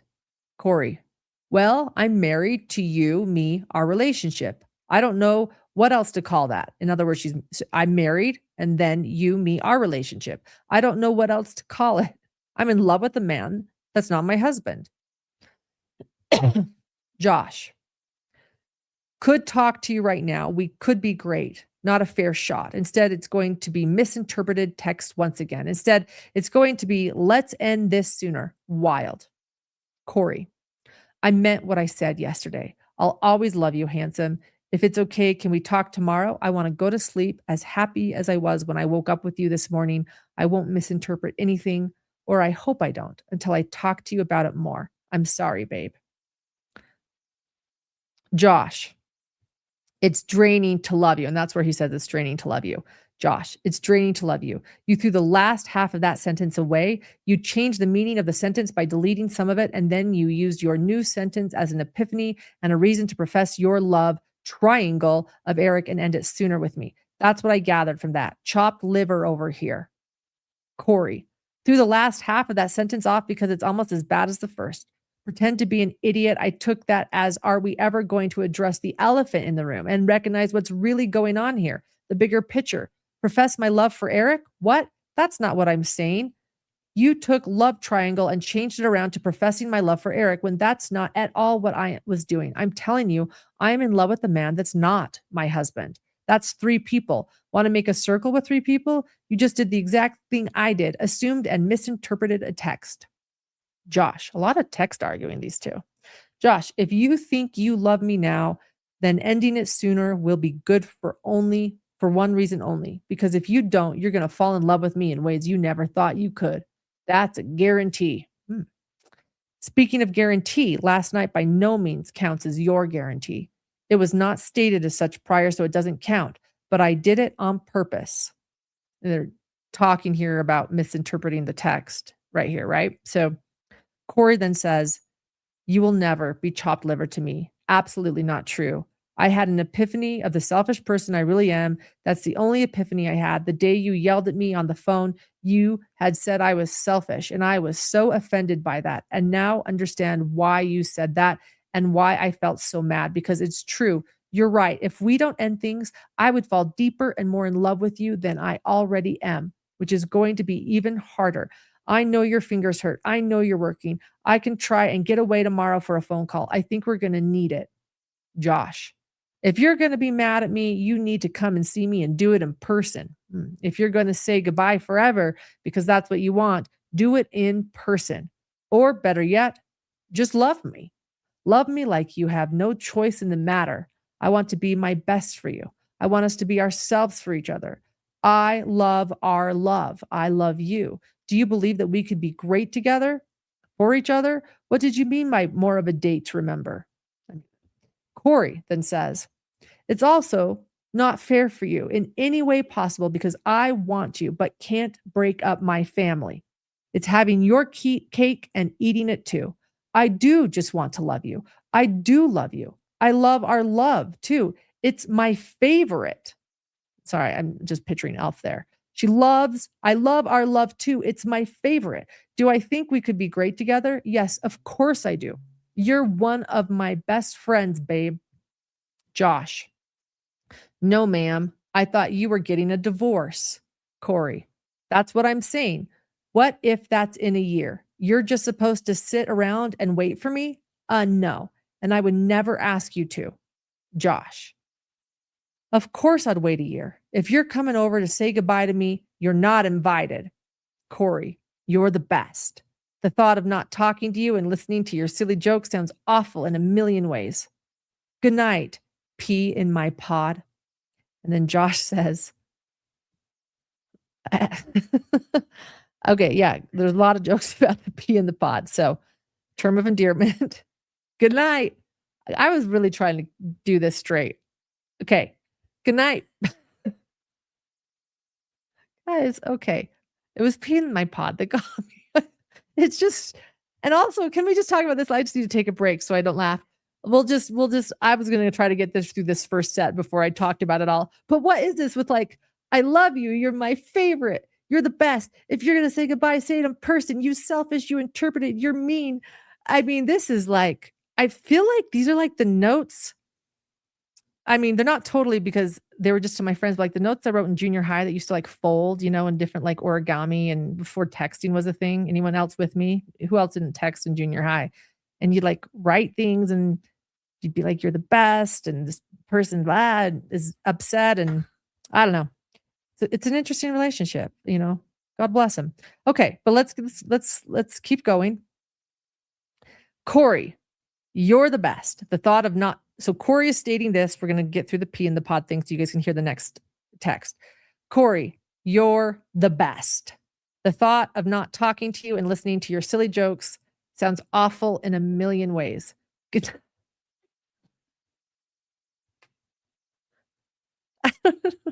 night, pee in my pod. And then I don't know. I'm not coughing anymore. I'm just laughing. I have sorry. Laugh better than I cough. So then Josh says, I love you.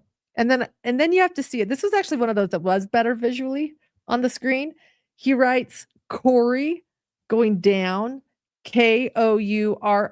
That's how you spell Kouri. And then he puts a little word next to each. It's very sweet. So Kouri, K, kind, O, outgoing, U,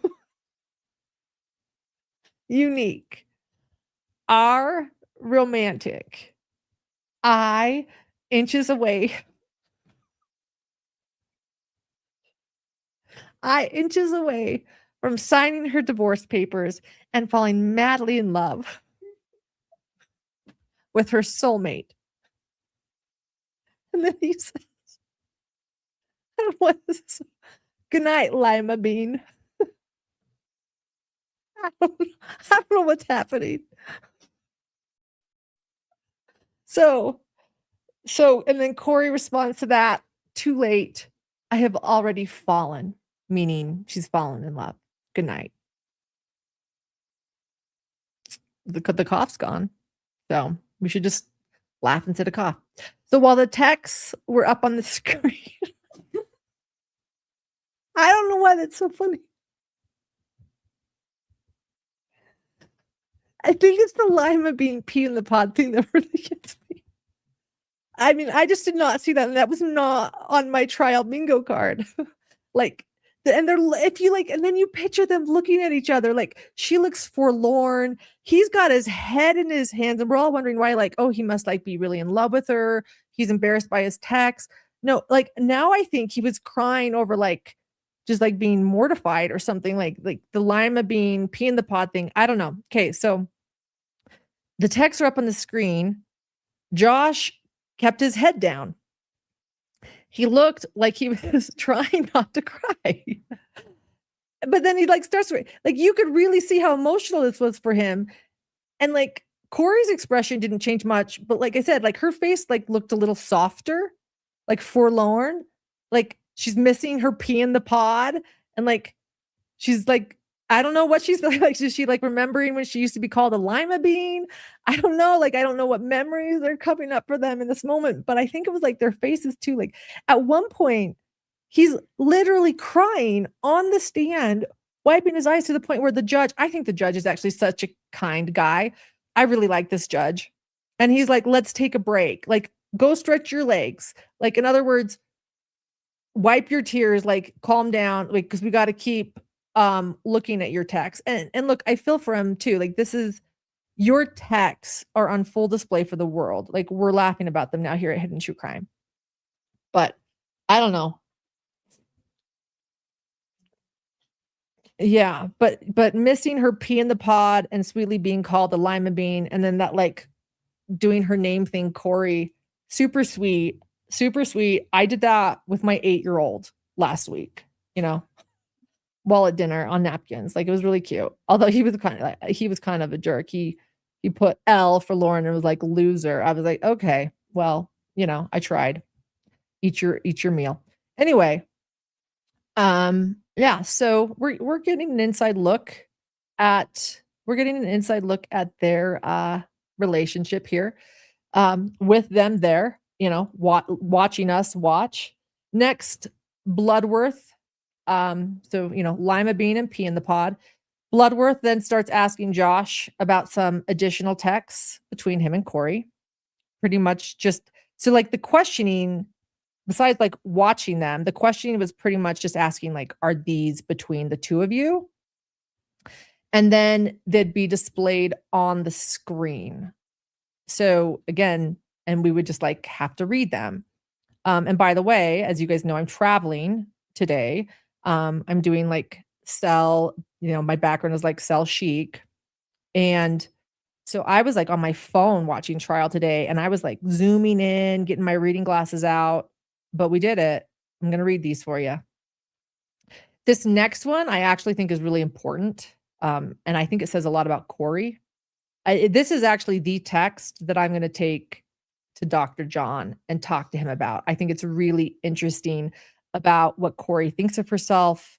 And yeah, this is just like really some deep insight to me about Kouri Richins. So this is what she writes to her paramour, to her pea in the pod. No, who's the lima bean? He's the pea in the pod. I can't remember who's who.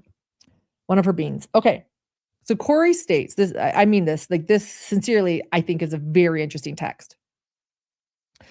Kouri's text, when I was little, I grew up scrubbing other people's toilets in Park City at rich people's houses after school. Christmas breaks, all summer. I worked for my aunt's company. I was just always looked down upon because you're literally the person cleaning toilets. I always said to myself and my aunt, one day I'll own properties in Park City like all of these rich, snooty people, and I will never be like them. Tomorrow I close on 3 properties, all in the same day, 2 being in Park City. That's a huge deal to me. Biggest accomplishment to date career-wise. It's never been about the money. It's about being able to say, I too have properties in Park City, and you're not better than anyone the way you treat people, and I can prove it. Tomorrow is a really big deal for me, for myself, accomplishment-wise, to sit and reflect and be thankful. So I just wanted to sit for a minute and celebrate with someone and have a drink. No one really knows about the Park City properties. They won't mean anything to anyone else, and that's okay. I like the secret part and don't like people knowing my business. But tomorrow for me is a big, big day.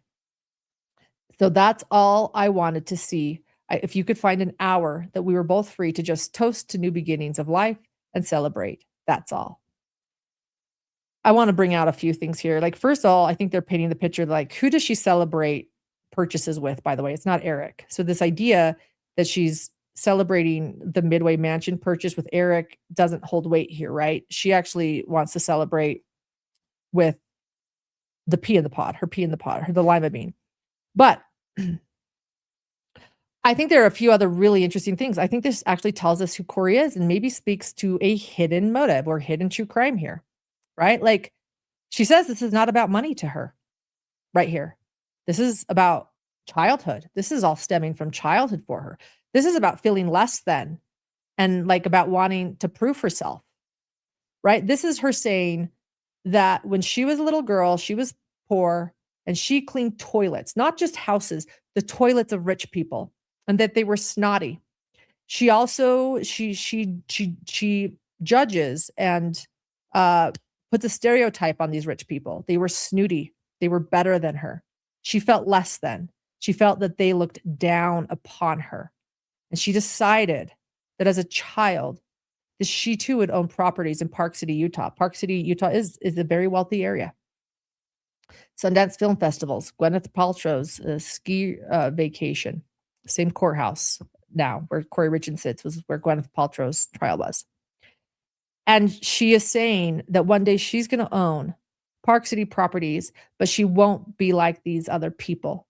She won't be snooty and she'll stay who she is. And yeah, and that it'll be the biggest accomplishment, a time to reflect because she did it.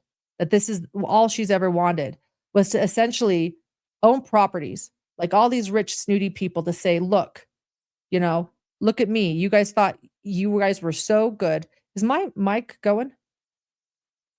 Is my mic going? Okay, it's not showing up there. So okay. Um, but I will, and I will never be like them. I also want to point out the one thing that's really interesting about this case to me, and I kind of emphasized it in the backstory, was the very different upbringing that Kouri had to Eric, and that the Richins family, they were well known. They were a wealthy family in this area, right? They did have an estate and a trust and a prenuptial agreement. And I do think Kouri was a bit of an outsider in this family. I do. And the fact that she's now telling us that she's always felt like an outsider, wanting to prove herself, is interesting to me. It's definitely going to be something that I'm going to be talking about with John. That this was an aha moment for me. I guess it also goes with some other things I've sort of recognized with this case as I've followed it now for years. So in other words, buying these Park City properties to her isn't about money. It's about saying, look, I'm just as good as all of you. It's proving herself. And then she says she likes her secret. She doesn't want people knowing her business, not even her husband. But it's a big day for her, a time to reflect, and they're hoping that she can celebrate with him. About proving herself. It's just interesting. It also shows that she likes keeping things a secret, and she does not like being dependent. So in other words, she probably still feels less than, probably in this Richins family. Not blaming the Richins, just pointing some things out. She probably still feels like an outsider, still feels less than, still feels dependent. And she doesn't want that. She wants to be independent. She wants to prove herself. I just think it says a lot. Okay, moving back though. Josh. This is Josh's response to it though. Josh, thank you. 3 exclamation points. That's not silly, babe. Not telling me would have been silly. Very, very happy for you. Of course, I'm going to celebrate with you. Sleep great. Keep me posted. I love you. Now, these texts are from January 2022, weeks before Eric's death. Okay. Kouri. Random question. Have you ever done anything besides smoke weed, drug-wise? Josh. Yeah, pretty random. We've already had this talk. Kouri. No, we haven't. I would have remembered. I'm just curious. Josh. Yes, we have. More than once, too. The first time was at Chili's. Me, you, and Ronnie. Ronnie's her brother. Kouri. Well, what did you say? Josh.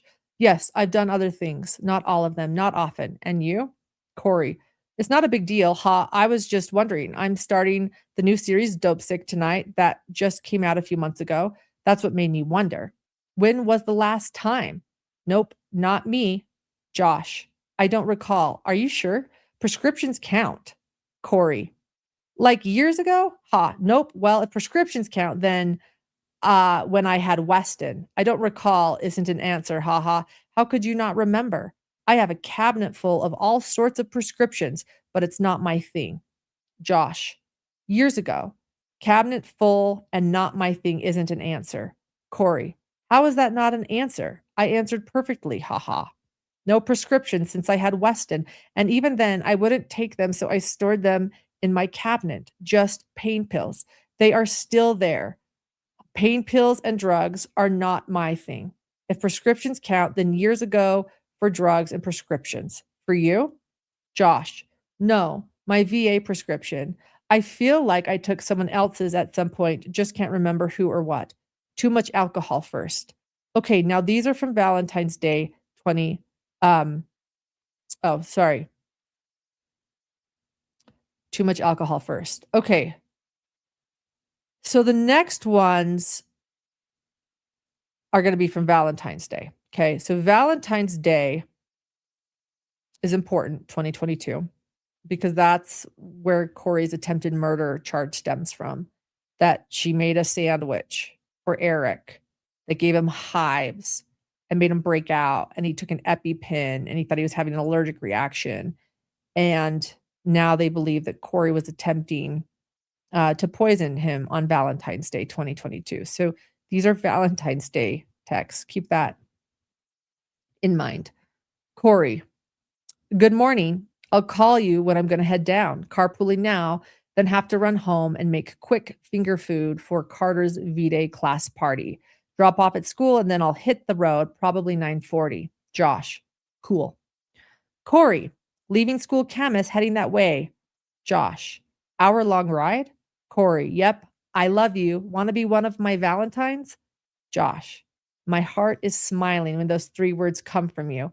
It's very unique, different than any time I've heard them before. Those feelings, when coming from you, bring up different feelings in me. Your love reminds me of how much God loves me, reminds me that I, my mom's son, am secretly the luckiest man on the face of the earth, exclamation point. Gives me immense amounts of appreciation, gratitude, and honor, exclamation point. I wouldn't trade your love in for a million of ... you name it, whatever is next best. Darling, you better believe that I'll be one of your Valentines. Will you be my Valentine tonight? Also, one of them? I'd be like, what the hell? One of them? Sorry, but that's just me. Maybe I asked for a lot. I don't know. But yes, I'll be one of your Valentines tonight. I was writing this on the way to Salt Lake. I know you feel the need to apologize, but just so you know, I like to see you on phone calls. I like to watch you text and to hear you read aloud. I see beauty, intelligence, quick wit, cuteness, and authenticity. It's like seeing a white tiger in a tropical forest instead of remembering one at the zoo. I love it. I like that, though. He takes a core memory, clearly, of seeing a white tiger in a tropical zoo. It was clearly a good core memory for him, and says that watching her is like seeing a white tiger in a tropical forest, but instead of remembering one at the zoo. I love it. All right, so this next text, let me take a drink. This next text is from February 15th, 2022.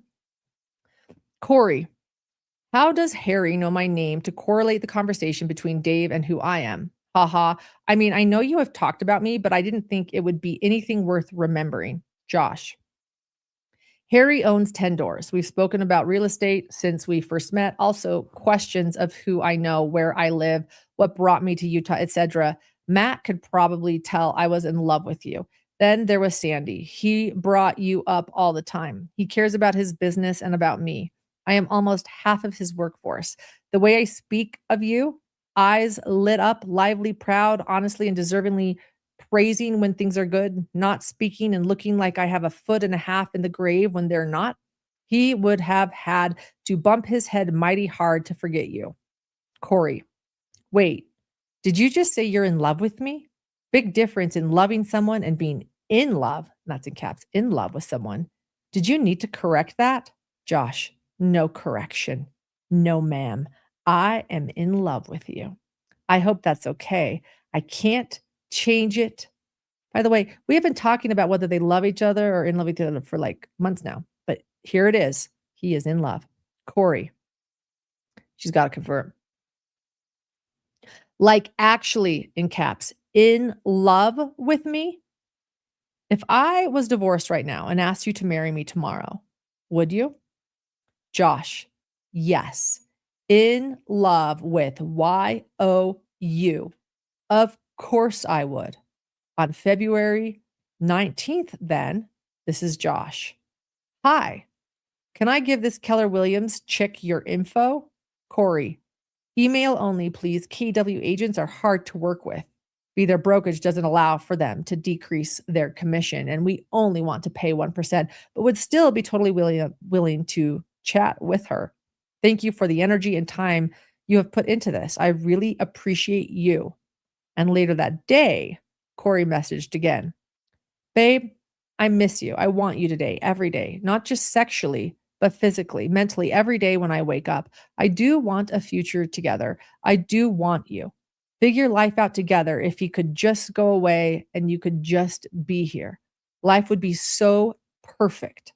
I love you. I don't know what my deal is today. I'm sorry. Josh. This one was kind of hard to read. It was blurry, but it says something like, you're a mom, teacher, coach, hero to 3, speed reader, speed demon, organizer, host, center of every room, motivator, caretaker, philanthropist, chef, teacher, Boy Scout, COO. So really pause pause here. I think it seems like he was talking about the things to tell the woman from Keller Williams. I'm not quite sure because Kouri's response was, and she says, "You are so sweet. Please don't repeat that to anyone. Haha. You just keep all those sweet words to yourself and let others believe whatever they would like to think about me. Thank you for giving her my information. I'll watch for an email. You finish work and please address my latest text in a bit. I love you. I always appreciate your sweet, kind words. I hope you know. I think you're one incredible man. I'm not sure what I would do without you."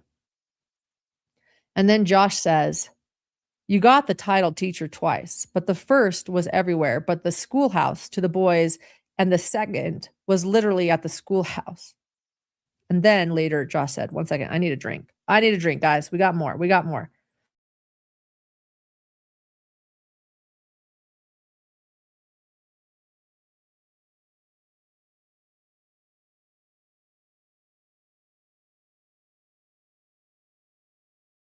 All right. 3,000 in chat. I'm so happy to see that.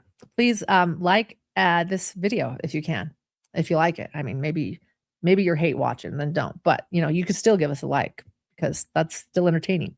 So then later, Josh said, "Oh, babe, there's nothing more I want than to be with you now, no matter what's going on. I know that a lot of the times, the time we spend together has somewhat of a cloud hanging overhead. I really look forward to quality time with you that isn't rushed and doesn't have a goodbye lurking around the corner.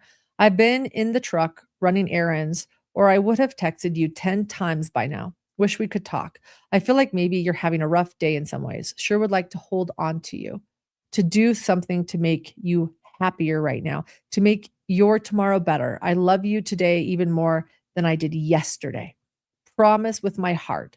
I'm a very lucky man. If only you knew how fortunate your love makes me feel, how valuable, not to be taken for granted. Oh, I'd smother you with hugs and kisses right now." And then Kouri says, "Just want to say I love you and good night." Josh responds, "Thank you, gorgeous. I love you as well, and I know you're going to sleep so good." And then this next one is from September 2nd. We'll read it. And I just want to say thank you, everybody, for being here. Truly. I hope my little joke was okay. I realized after I said that, but thank you, everyone, for being here. Over 3,000 people in chat. It means a lot. And thank you for supporting our channel. I'll keep and supporting Josh and Kouri's texts. I'll keep going. From the pea in the pod to the lima bean. All right. So this next one is from February 22nd, 2022. To put that into perspective, again, attempted murder, allegedly February 14th. And then the murder of Eric Richins, the alleged murder of Eric Richins, is March 3rd, 4th.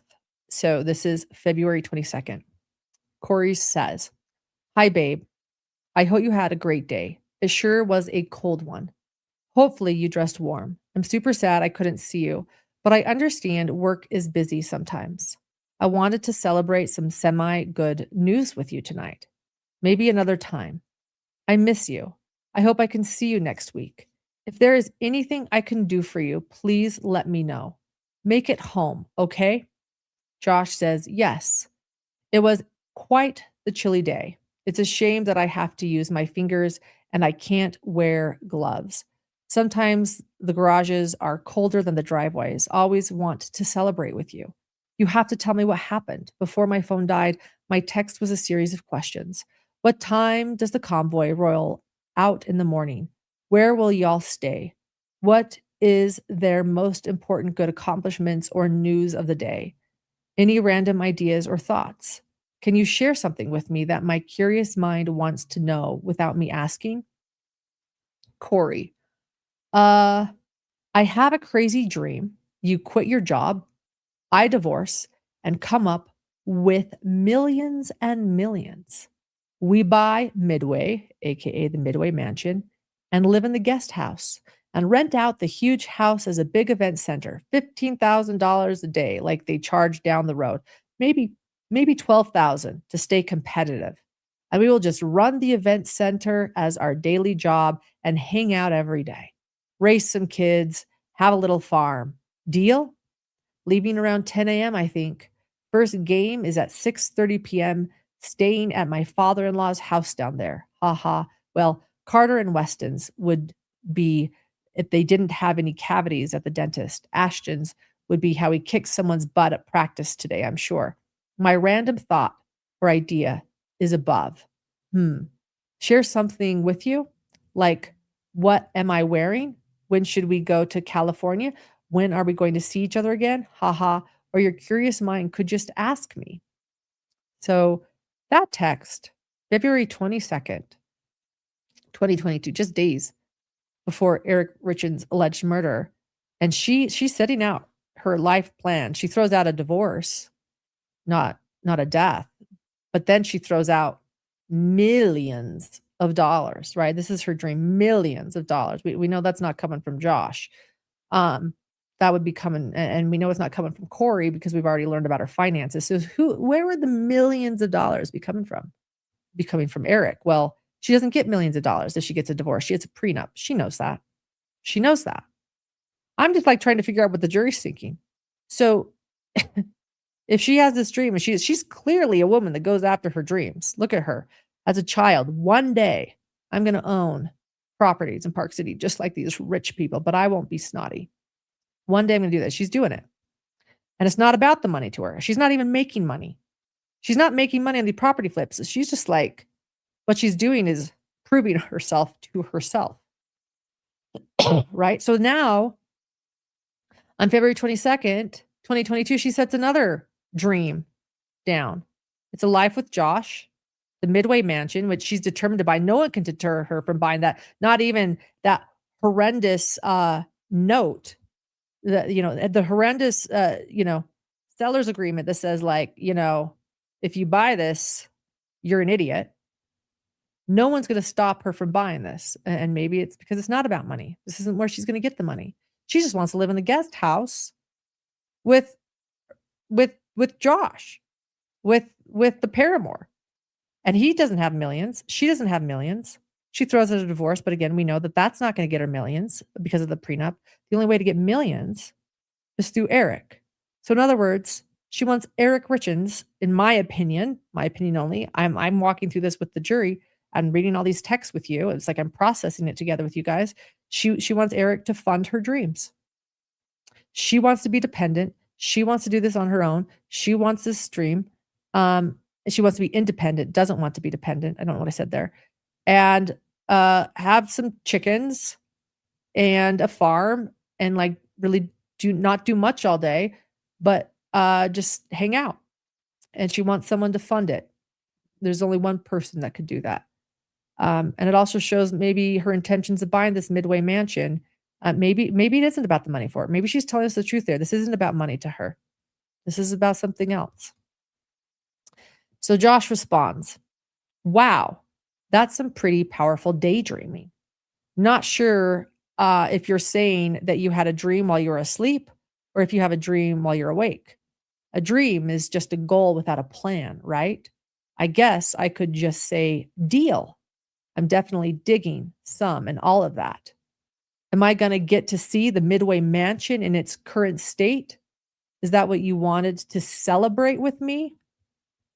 Pause there. So who is she celebrating the Midway Mansion with? Eric or Josh?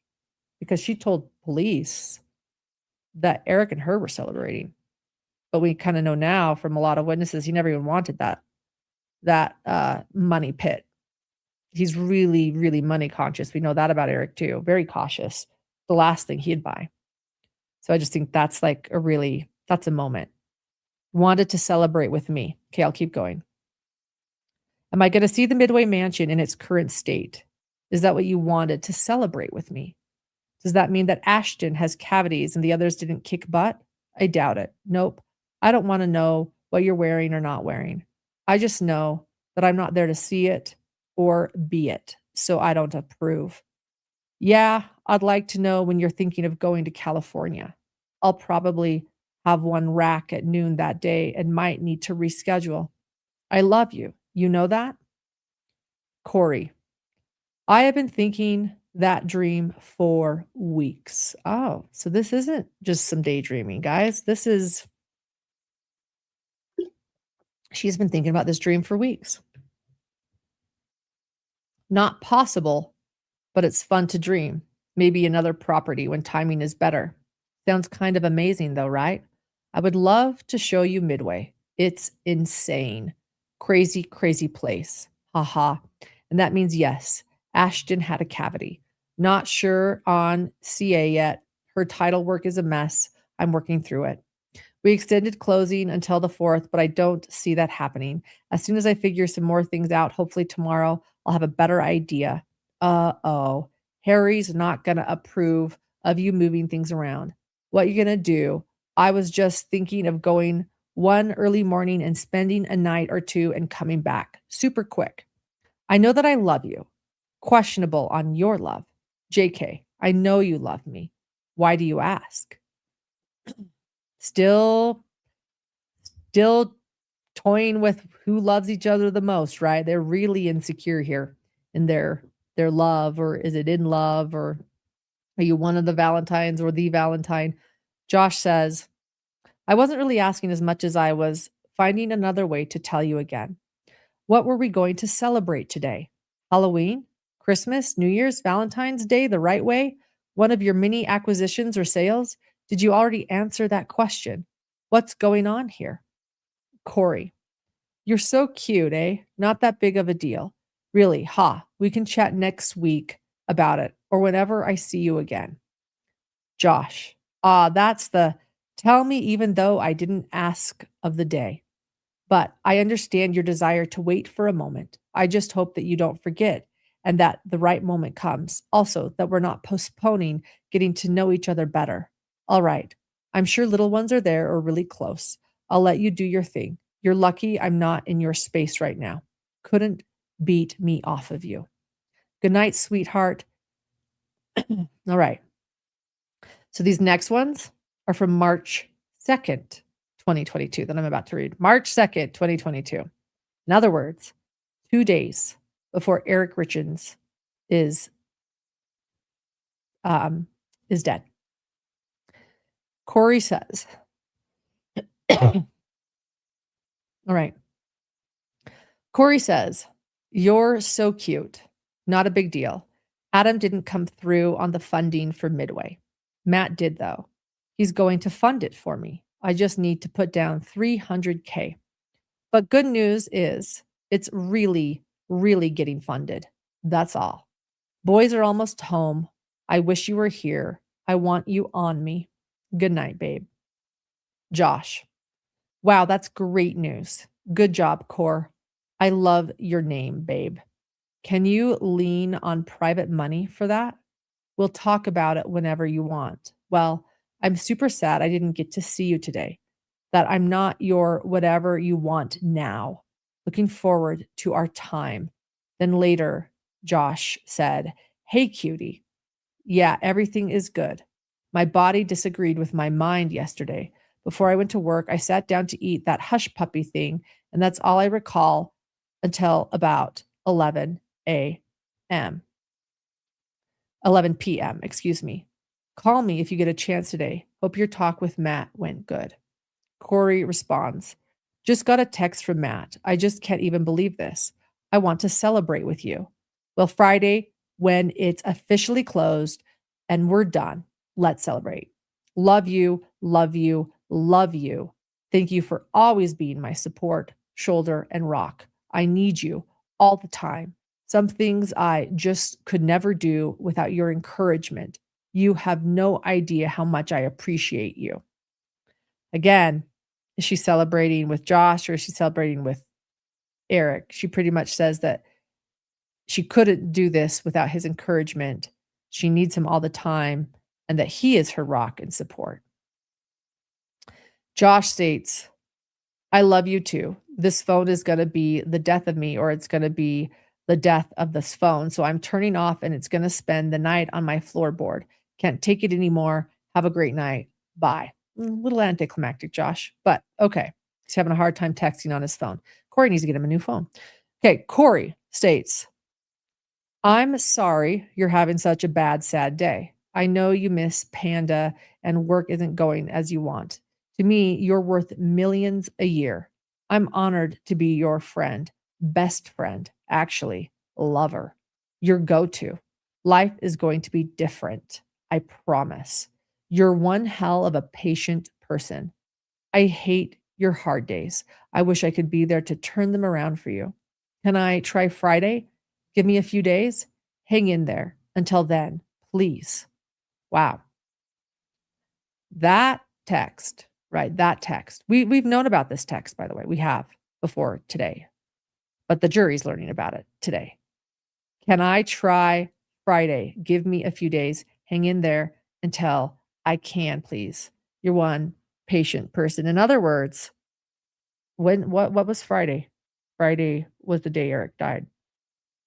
Hang in there until then, please, she states. And then later, Kouri wrote, I miss you, 4 exclamation points. I wish you knew how much you make my heart smile if it could, burst if it could, love immensely. You are an incredibly smart and talented man, loving and caring soul, most selfless person I have ever met. My babe, good night. And again, the possibilities are so endless with that place, 4 exclamation points.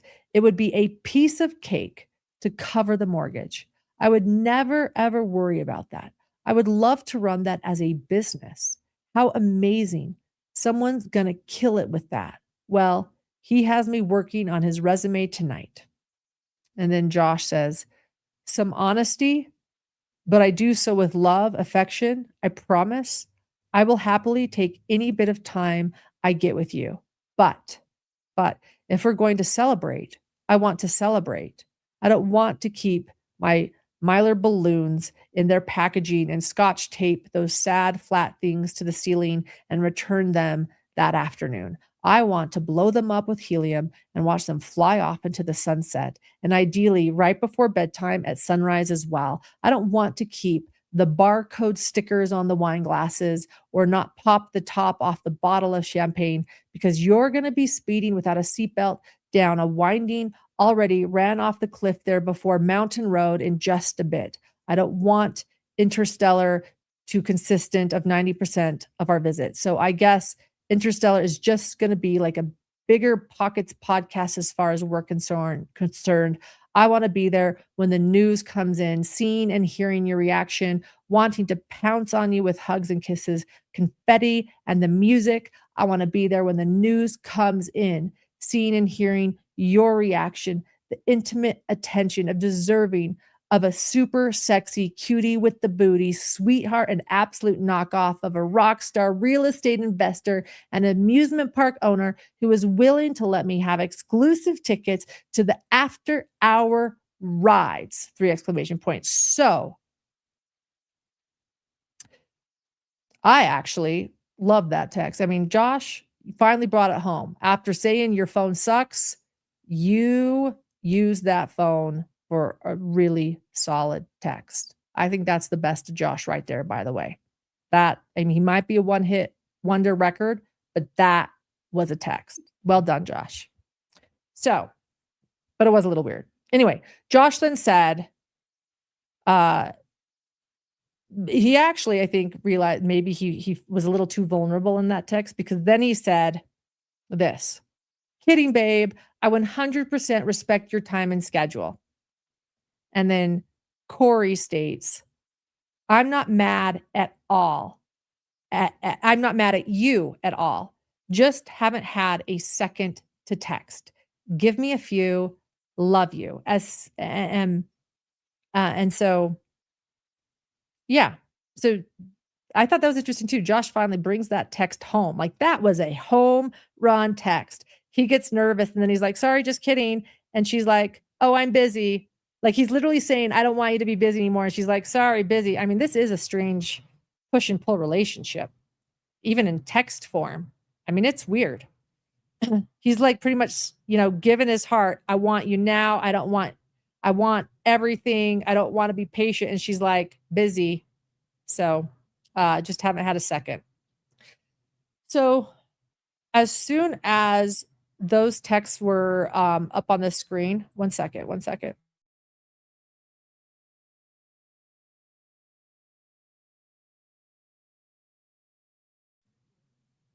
By the way, I purposely put this wind machine here to start, right? It was supposed to start when I was reading Josh's text, but it started later. So hold on. I'm going to try to turn this off. 1 second. You know what? Maybe, hold on. Stay with me.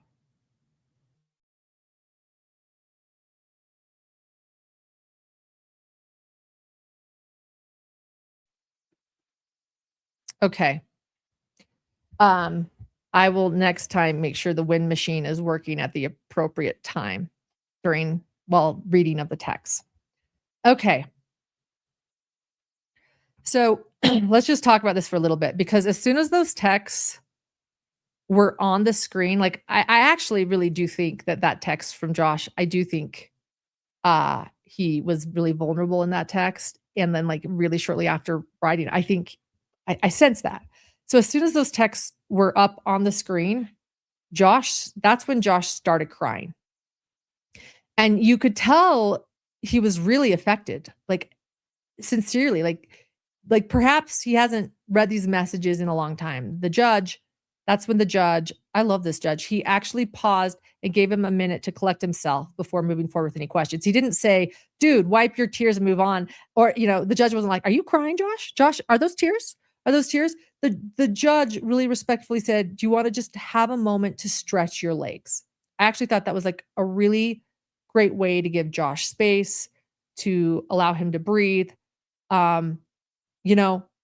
He is having his most intimate, vulnerable texts read for the world. Well, not even read. I guess I'm reading them, shown there in silence, with people screen shooting them. I'm reading them now. And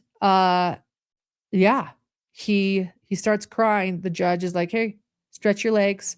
But Josh actually doesn't take him up on the opportunity. He kind of stands up and says, no, I'm good. And so even before any more questions, though, were asked, so he sits back down, more text appeared on the screen. And then we get to March 4th. March 4th, the day Eric Richins is declared dead. So this is what Josh says on March 4th. So this is interesting. March 4th, Josh writes, hey, babe, how are you feeling today? I'm proud of you. And then later he says, hey, what's going on with you? You good? Kouri says, no, Eric passed away. Talk later. Josh, ... What? Kouri, no words, turning phone off. Eric passed away last night. Josh, no words either. Lost. Kouri, nuts. I can't do this. Josh, I am devastated. I can't comprehend. I don't know what to say or do. I want you to be safe. What happened? Who are you with? And Kouri responds, 3 a.m. I called the ambulance. Been up since then. People, family, friends still here. They think an aneurysm. On March, no, that's interesting, right? So she told him an aneurysm. She didn't say it was, but she said they think an aneurysm. Nobody thought an aneurysm, right? We've been listening to this trial. She asked about an aneurysm, but no one told her they thought aneurysm. So then on March 20th, Josh sent a GIF of a couple kissing, and Kouri sent some photos that we couldn't see, unfortunately. We wanted to see them, but we couldn't. We did see the GIF of the couple kissing.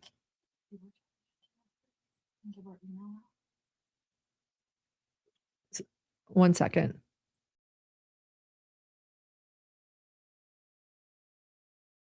Okay. Super chat on the screen. We don't know. Hey, Josh, if this is Josh, we don't know if this is Josh, of course. But Josh says, it's Josh. I joined about 15 minutes ago. It won't let me text.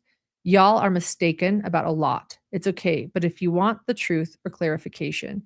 So if this is Josh, email us at hiddentruecrimeinfo@gmail.com. And actually, you can do it right now. I'm here with my producer. And we do want to hear your side. And right, we don't know how you were feeling today. We know what the texts said that were on exhibit, and we know what Kouri is charged with, and we know probably how the jury is taking in the evidence, but we don't know your side of the story. We don't. And we don't know what you were feeling, and we don't know what you were thinking and what you knew. So we're just stating what happened in court today and imagining what it might have felt like. And Dorito Dust says, Josh, we do want to hear you. We truly felt for you. All right. So at the trial, Josh sent a GIF of a couple kissing. Then Kouri sent these photos that we could not see. And then there was a link to the St. Martin Resort and it said, are we there yet? Josh then responded, I don't know how you feel about that, the visitors. I feel however you feel, but without knowing. I think that I'm glad for the village. How many commas can a guy put in a sentence, right? I'm looking at this, but I'm trying to see if I even transcribed it right. Sorry, thinking out loud. So let me read this again because I got confused by the comments here. It says, Josh states, I don't know how you feel about that, the visitors. I feel, however, you feel, but without knowing. I think that I'm glad for the village, how many and then I made a harbor freight run. Now I'm going to pick up a couple and go get busy. Not my preferred kind of busy. That place sure does look cool. It's definitely pretty there. Soon enough, though, it's going to be breathtakingly beautiful and the most stunning space on the planet. I can't believe it. I've wanted to go for a long time. So he's excited. And then Kouri states, it's a lot, overwhelming, exhausting, repeating yourself, emotions all over again. And I think they must have been talking about Eric's funeral or memorial service here. I'm not sure, but this is after, Eric's death. Just so sad. And then Kouri continues and she states, sounds like a good evening. I guess could be better. It looks so pretty. I have always wanted to go there. 5 exclamation points. Josh then responds, I feel like it's a little out of the ordinary compared to some places. I could very easily expect the exact opposite. No visitors, nobody wanting to bother you. Especially wouldn't expect the army of heathen kids, except for Ashton, my protege. Gonna get some eggs Benedict over there for sure. And Kouri says, yes, please, can't wait. Josh says, it's gonna be awesome. And then on April 8th, Kouri said, I love you, Josh. I love you too. You are in my dreams. I think I want you to be my husband one day. And then Josh responds. This is what he says. I could respond to that a bunch of different ways. I could assume that you are finished second in a few drinking games. I could show you this and give you 1,000,000 of each. And then he sent a photo that said, if you could see yourself through my eyes, you know how much I love you. I'll love you forever. And on April 15th, Kouri wrote, I'm going to call this. Okay. So this is important, actually, this text. So sorry, I sit up whenever there's something important. So on April 15th, this text is important. All right. Kouri writes on April 15th, I'm going to call. I had 22 cops searching my damn house Wednesday for hours. This shit just keeps getting worse and worse. And then Josh responds, searching your house? For what? So April 15th, let me remind you. So March 4th, the death, April 15th, about a month and a half after Eric dies. People have said, how did Kouri know she was under investigation? Because we make fun of her Google searches. Here you go. Here you go. They're searching her house soon. So Josh says, searching your house for what? Kouri states, the autopsy report isn't done yet, but the toxicology report came back and he had a trace of fentanyl in his system. I didn't even know what the hell that was until they showed up at my door. My attorneys are fighting it because they detained me. No reading me my rights. They never told me why they were at my house and what the hell they were looking for. I was like, WTF. They had a search warrant and everything. This is so fucking ridiculous. And all the drug dogs and everything, and they didn't find a damn thing but Eric's weed gummies. Congratulations, idiots. They were so disappointed. My attorney said in order to get a search warrant, they would have had to do some kind of proof of crime that was committed, whether it's drugs being sold in and out of my house or me having something to do with this shit. I don't even know what the fuck that is. I thought it was cocaine. The detective isn't correcting me. They took all electronics out of my house, even my kids' stuff. Eric does not do fucking drugs. Glad she clarified that. He ate a shit ton of edibles, 4 to 5 a week, but rarely even drank. This is absurd. And they don't even have a COD yet. How can they just jump to all of this bullshit before we even know? Ronnie swears the gummies are laced with it because it was a new pack. This is all just so freaking stupid and crazy.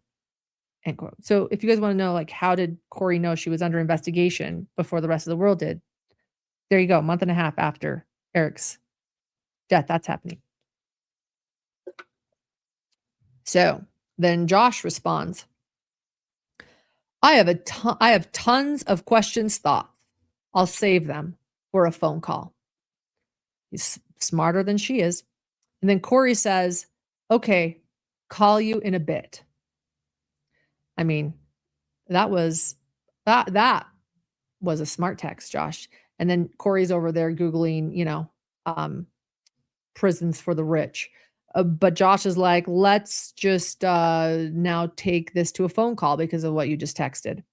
Kouri says, okay, call you in a bit.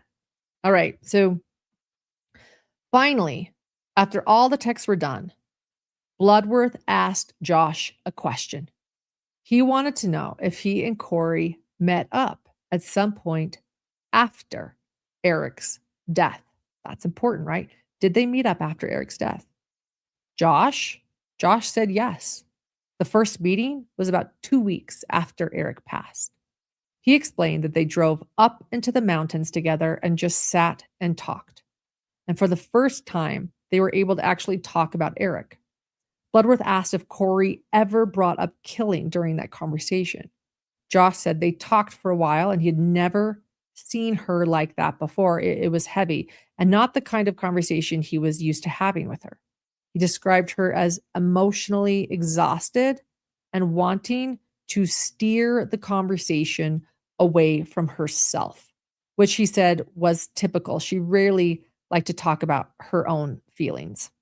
Interesting too. That's interesting too. She rarely likes to talk about her own feelings. Stuffs those down.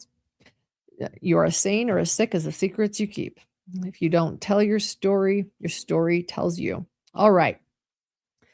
Just some Dr. John isms. During that discussion, Kouri asked Josh if he had ever killed anyone, specifically while serving in Iraq. And Josh said yes, he had. And she asked how it made him feel. He answered her, then paused and added, I took it as not out of the normal, though, really. Bloodworth then asked, and I want to say to that too, like, God bless veterans that come home with these types of memories. Anyway, Bloodworth then asked if they were romantically involved after Eric's death. Josh said yes for about 6 to 10 more months. And when asked what happened after that, he said that they just had a falling out. There were disagreements and things changed after Eric died. He said there was a lot going on for both of them at that time, which probably led to their parting ways. And Bloodworth had no further questions, which means it's time for cross-exam. But that was, I just want to say this, a really chilling thing for me. Think about that. Josh and Kouri meet up after Eric's death. Kouri's acting unusual. She doesn't talk about her feelings a lot. It's not her jam. She just likes flipping properties and taking out loans. And she asks Josh, who she clearly knows is a vet, if he's killed someone and how that feels. I mean, what a question, right? I mean, that question hung in the room. I mean, it hung with me. Like it I was like, whoa. I thought that was actually one of the most important things, we heard today. Honestly, if that's, if that's an accurate description of what happened, her asking him what it felt like to kill someone. Anyway, let's get to cross-exam. Thank you for everyone that has stayed with us this whole time. Before we get to that, so in other words, the defense is going to get up and cross-examine Josh. Before we go there, a quick word from another wonderful trial sponsor. Come on up, Lily. There you go. You guys know that Lily Bell right here, is the head of Hidden True Crimes HR, our office mascot, emotional support during very heavy cases, Lily, and a huge part of our everyday lives. We adore her. And when she was a puppy, she actually had a really scary accident involving a John Deere. It required a super expensive vet visit late at night, and thank goodness she had dog insurance. A quick message from today's sponsor, the ASPCA Pet Health Insurance Program. Life with a pet, full of surprises, right? Sometimes funny, sometimes stressful. Vet bills add up faster than you expect. And that is why ASPCA Pet Health Insurance is worth checking out. Their customizable accident and illness plans can help you manage those unexpected vet costs so you can focus on getting your pet the care they need. And when you enroll in the ASPCA Pet Health Insurance Plan, you could get a $25 Amazon gift card, which is a nice little bonus. To explore coverage, visit aspcapetinsurance.com/hidden. That's aspcapetinsurance.com/hidden. Eligibility restrictions apply. Visit aspcapetinsurance.com/Amazon terms for more info.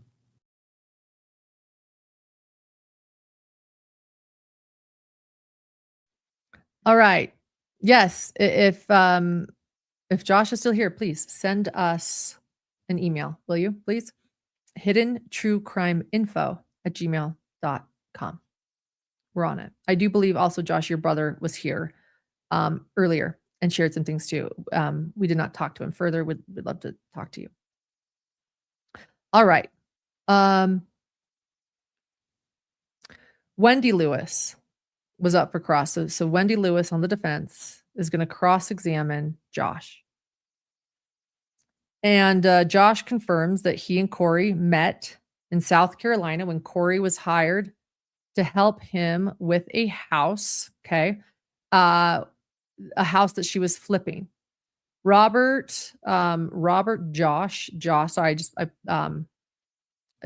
Josh guessed there was a period of 2 to 3 years where they didn't speak. And then in 2020, that COVID year, he moved to Utah to work on some houses with Kouri. Lewis then shifted to text messages that she wanted to go over, like all those texts we just read. But first, she started with the confirmation of the trip Kouri had booked on December 7th for Josh's birthday on December 9th. And so although the trip was not scheduled until April 29th, 2022, Josh confirmed that he and Kouri never went on that vacation together. And then we went into the text. Between 2020 and 2022, Kouri and Josh's relationship could be described as an on and off again relationship. I think we gathered that in the text. It was probably always a little bit like that. Yeah. Kouri and Josh's relationship on and off again. She stated she started with texts from December 18th, 2021, which was nearly 2 weeks after Kouri had booked that vacation. And I do want you guys to hear this. So take a listen. It's says you need to come see me in person if you're going to say goodbye forever, right? Right. So this series of texts was talking about that you may be ending things, correct? I guess so. All right. I mean, I don't Well, let's just look at it. necessarily remember it, but that's what it sounds like. Unless we were just being tongue in cheek. I All don't right. know. Well, let's I look at a didn't read couple. enough Oh, I'm of it. sorry. Did not mean to interrupt you, Josh. No, that's okay. Let's look at a couple of more. Maybe pull up Kouri's again. They're the blue bubble.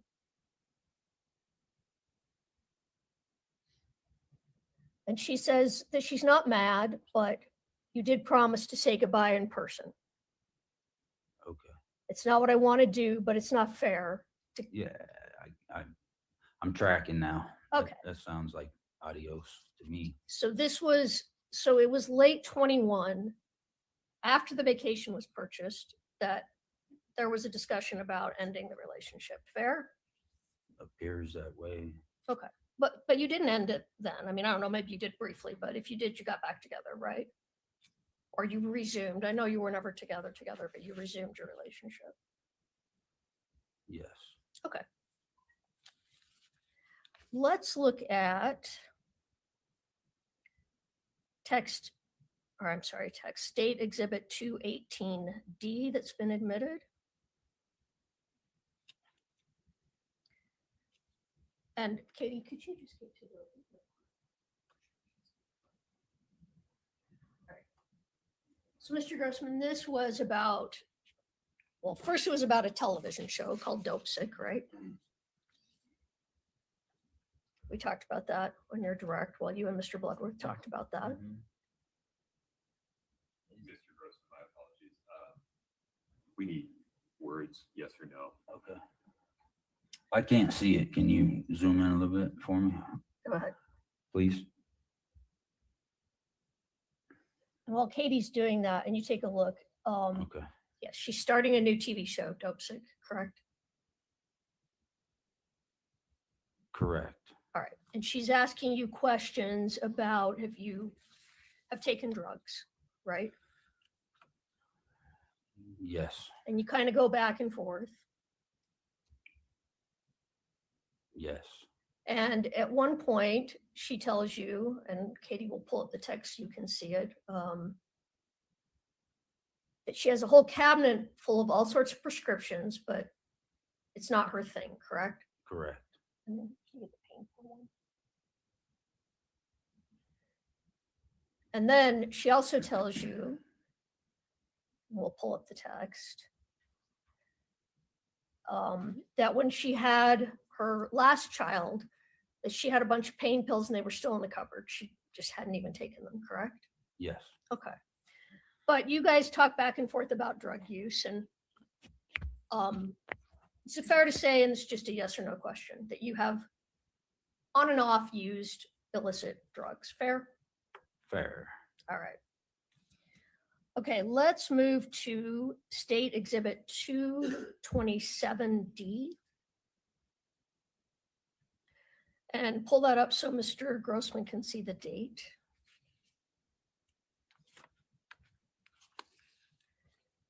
All right, so do you see that these texts were on Valentine's Day 2022? Yes, ma'am.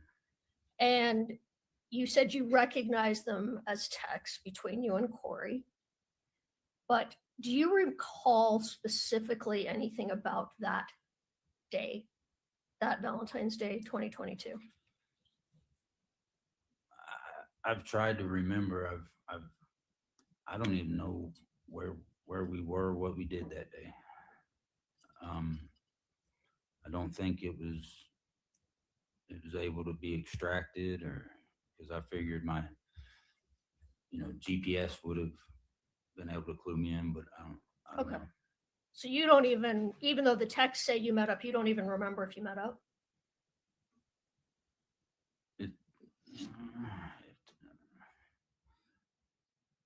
I mean, I'm- If the text let me say rephrase that that. we met up, I assume we met up, unless the And- text say that, hey, change of plans. I would agree with you. The texts do say that. I'm just asking you if you have a memory of it, of the actual meetup. Not necessarily, no. Okay. So there wasn't anything about that day that Kouri did or said that caused that particular day, July 14th, 2022, to stand out in your memory. Fair? Well,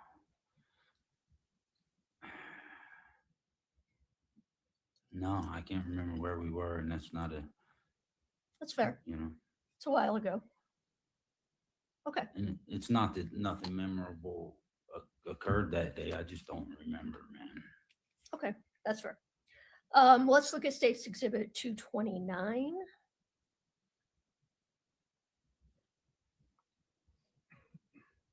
And I believe it's the second and third page of those texts.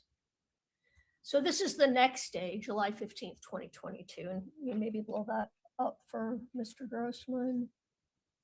Is this page 2? All right, let's go to page 3.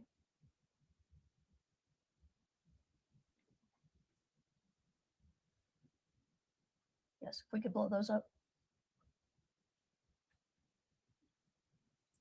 Okay, so this is where you tell Ms. Richins, I am in love with you. Yes, And go ahead, let's keep going. And she responds to you like you're actually in love with me. We're not just love each other like friends or an affair. You're in love with me, correct? right. And that was February 15th of 2022. Yes. All right. Let me take that down.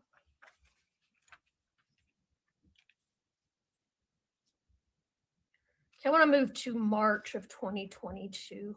If we could pull up State's Exhibit 2-32D.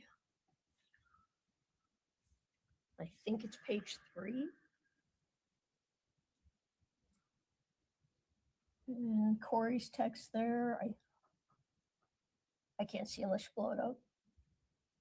Okay, so this is the text, and this is on February 23rd, 2022. Do you see that at the bottom? Yes. And she's talking to you about the property that has ended up being called the Midway Mansion, right? Yes. And that she has a dream that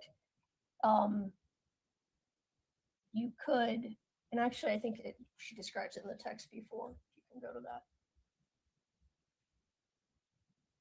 She has a dream about you two living in the mansion, and that she could be divorced and you could live there and just have a farm and a number of things.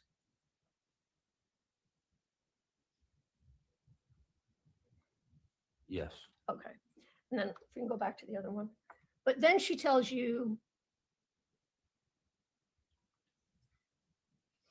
this isn't possible. It's just fun to dream about, right? What you just highlighted, yes, ma'am. Yeah. So, Mr. Grossman, would it be fair to say that the talk about a future together between you and Kouri was really more a fantasy than a realistic expectation?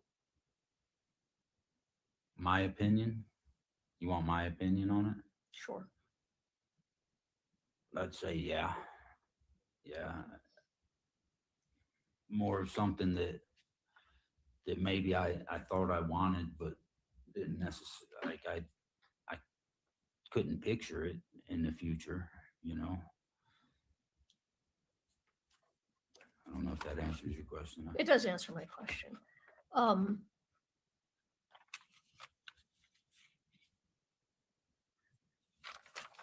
Okay, let's move on to 2-36D, State's Exhibit. And maybe we could blow this up and go through it a little bit. So these texts were on March 2nd, 2022, 2 days before Eric Richins' death. right? Or a day before. Yeah, about a day and a half, right? Because he died early morning, Yes, ma'am. 2022 or March 4th. Okay, if we can scroll a little bit. A little farther. Now, in these texts, Ms. Richins is telling you that she's going to be closing on the property in Midway. Is that right?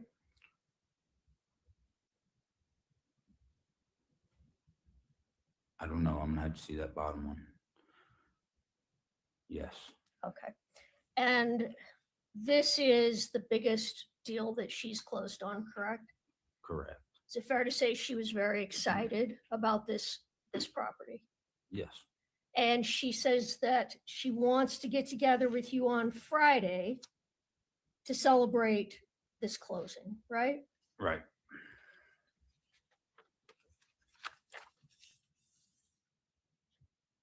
And what was your plan on Friday to get together to celebrate? We were supposed to, we were supposed to meet sometime mid-morning for brunch. Brunch and mimosas was the plan. Okay. Can we pull up states 238-D? We'll go to the one where it says hang in there.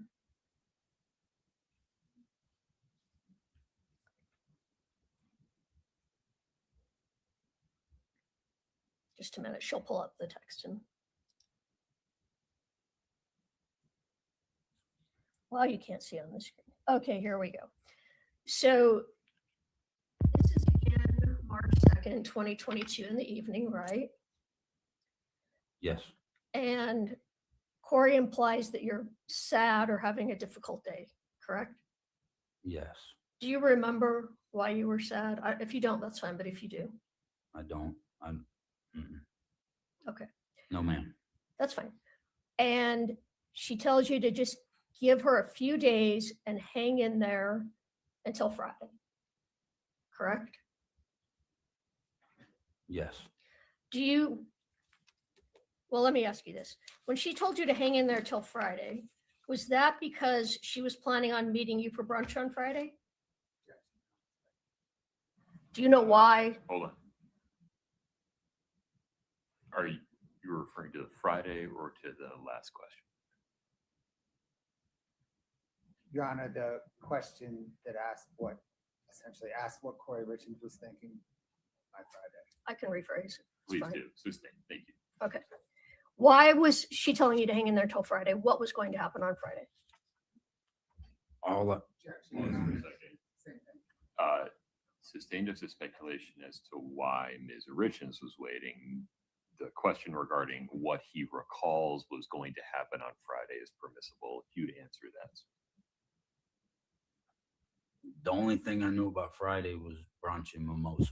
So, Okay. and the closing on the house. She was getting the keys that day. So that was a big day. Right.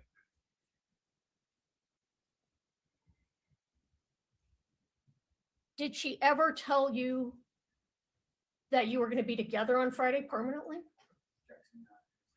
It's, I think he can say yes or no. We're not asking what Ms. Richins said specifically. It's very specific in that question. Sustained. All right, let me ask it this way. Did you ever have the impression that come Friday, the two of you were going to be together forever? Objection, Your Honor. Foundation on how he would get an impression. I'm going to overrule that one. Go ahead, sir. No, Did you ever have any impression that as of Friday, Eric Richins would be out of the picture? no. All right. And then let's go to 239 D1. So this is Friday, March 4th, the day you were supposed to meet for brunch, right? The beginning might be March 3rd, if I can see that. Yeah, I'm just seeing 3-3. Okay, let's scroll down. Okay, we can stop right there. When you say it's official now, are you talking about the property or are you talking about something else? The Midway Mansion. Or do you remember? What was the text previous, please? It was from you. It just says, I hope I get to see it. Do you know if you were referring to the mansion? That's what it sounds like. Okay. You'd have to go up another text. Yeah. But Well, let's like- keep going. That's fine. I mean, if you don't remember for sure, I get that. Let's keep going. You can see that. Okay, maybe this helps put in context because her response is the possibilities are so endless with that place. And I would run to love it as a business. I skipped a little, but that's the gist. right. Does that help you recall? Were you talking about the Midway Mansion on March 3rd of 2022? If that text is it's directly following the ones in front of it, then yeah. Okay. But then March 4th comes about, and this, we can skip down to this, skip this.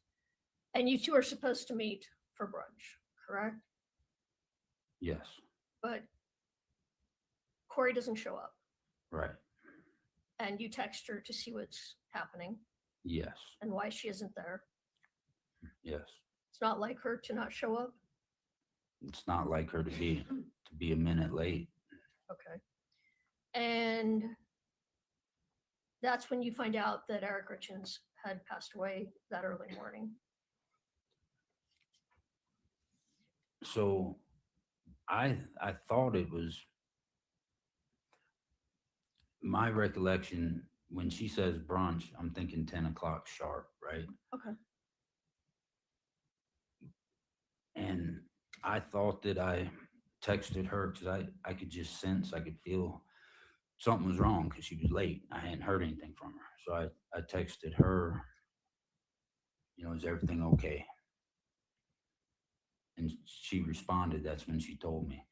But like, I thought it was, how do I say it? I thought all that would have happened prior to noon at least, but can I say? Yeah, go ahead. But I was shown texts that say that it happened at 2 o'clock, but I thought it happened earlier. So your question was that morning. I don't know if it was that morning. I thought it was that morning, but I've seen texts that say 2 p.m. So All right. So your recollection is different time-wise as to what shows on these texts. I think so. At one point in time, I asked for some texts of mine and hers so I could review them. You asked who for some texts? I was in a meeting. Miss Margaret provided them with me. And by Ms. Margaret, do you mean the county attorney, Ms. Margaret Olson? Yes, ma'am. Okay. But all I got was the month of March, but it was like that. So What do you mean when you say it was like that? It was thick. There were a lot of text messages that month. So I'm not faulting her for stopping there, but I just want to make the record clear. You said you held your thumb and finger together about an inch. So you got about an inch worth of pages of text. right. Okay. And they were just for the month of March. And that's because I was trying to figure out what happened too, Okay. So I'm going through them and the timelines on them. I'm not saying this is the case, but to me, they appeared off by several hours.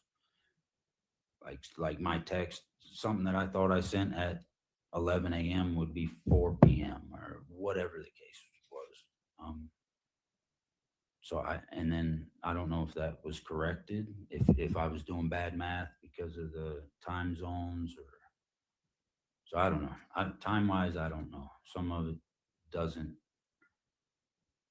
necessarily coincide with my memory, but it might be corrected. I don't know.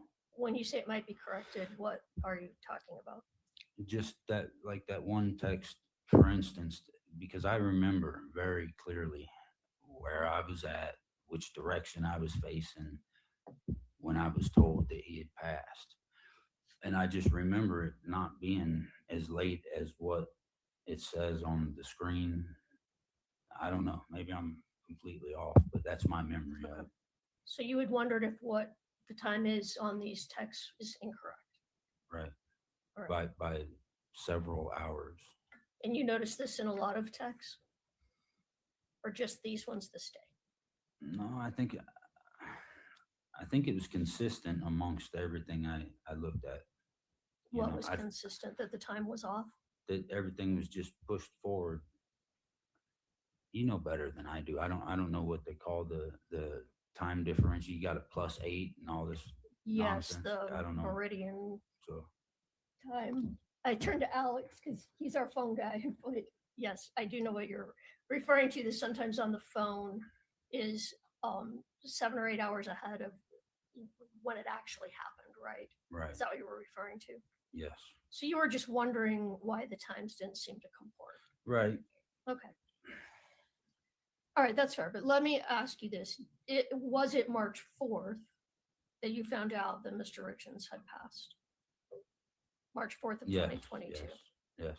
All right. Were you surprised by that information? Yes. Yep. So you didn't meet up with Kouri as planned on March 4th, correct? Correct.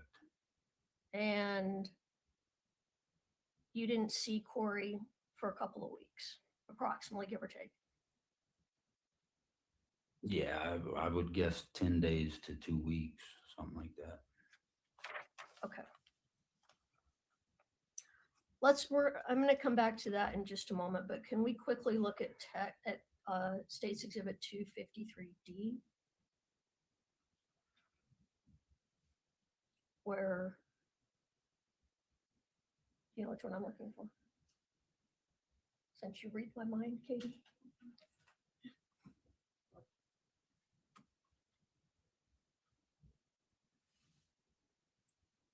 Okay, this is when Ms. Richins tells you that she found out that Eric died of a fentanyl overdose, right? You're gonna have to let me read it, but in my mind, Well, go ahead and look at, yeah, right there where it's highlighted. you know, and I didn't know what fentanyl was then, so I don't know if that's why it didn't stick, but I remember.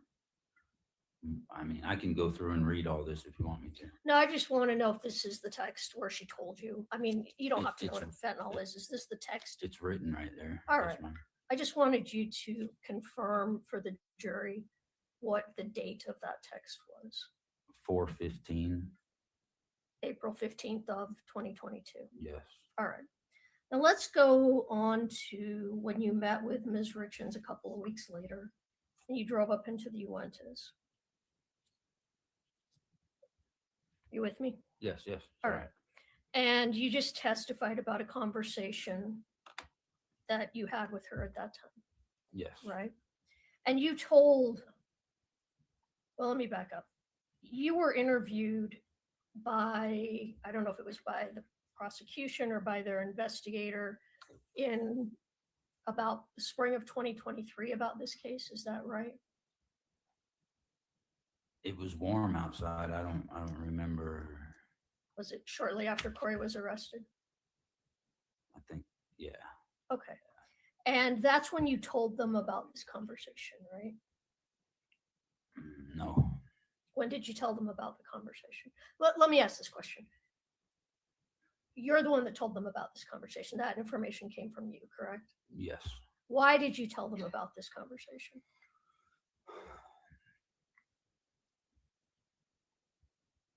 Because I was trying to figure out what happened. And oh man.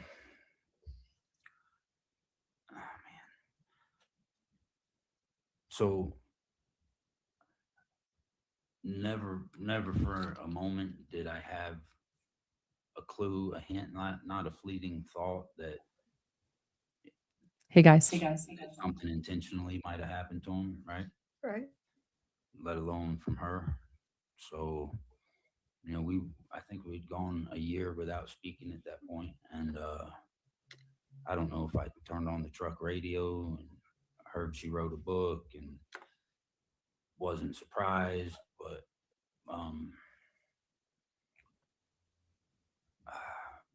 then I started, I listened to the interview Mhm. she gave about her book, and then maybe I did some research on my phone and saw that she had just been arrested, or either she just got arrested, I don't know, days later, a week later. Okay. And then do you recall who you met with when you talked about this conversation?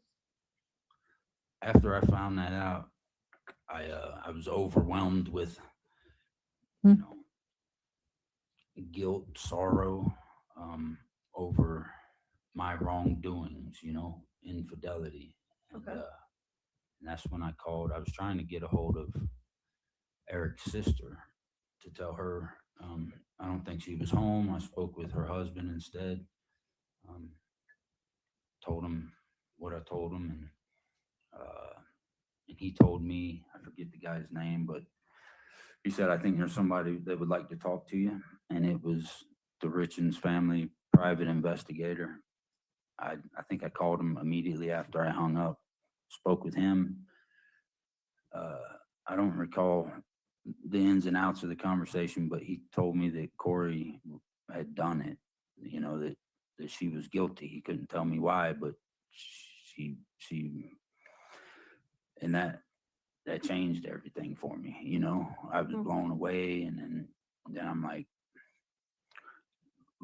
looking at everything in our past with a different set of goggles on, through different lenses. And I was trying to figure out if she did it and I could help,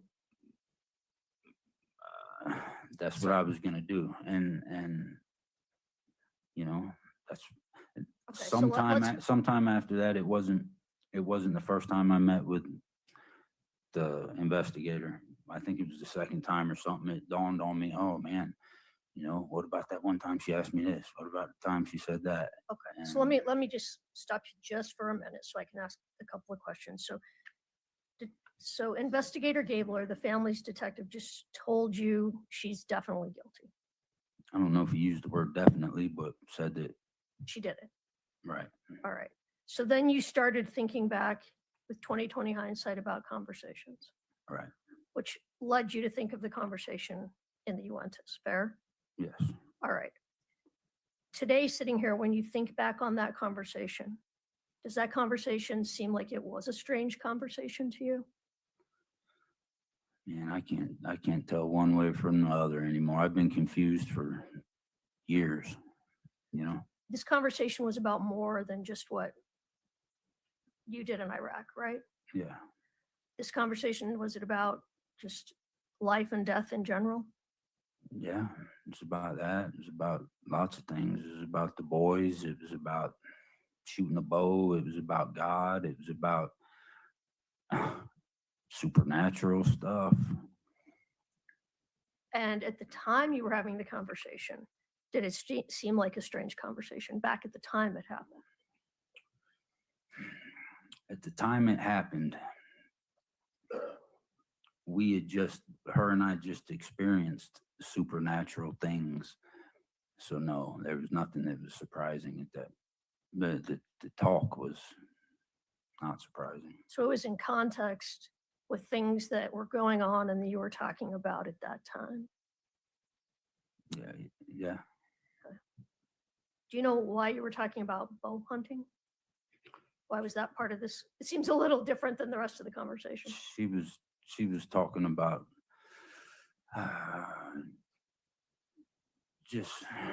she was talking good things about Eric and how phenomenal of a man.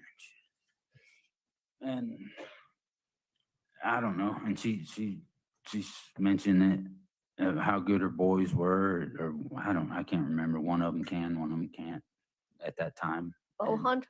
Well, I don't know. It was one of them was shooting a bow, one of them wasn't. Oh, okay. I don't remember. But so she wanted to learn to shoot a bow. Is that what that was about? she did. She told me that. Okay. Or she already knew how. I don't remember.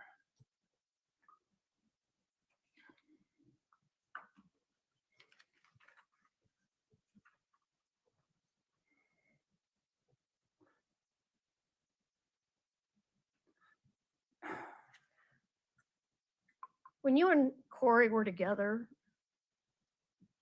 were you aware that Eric had had an affair also? I was told that. All right.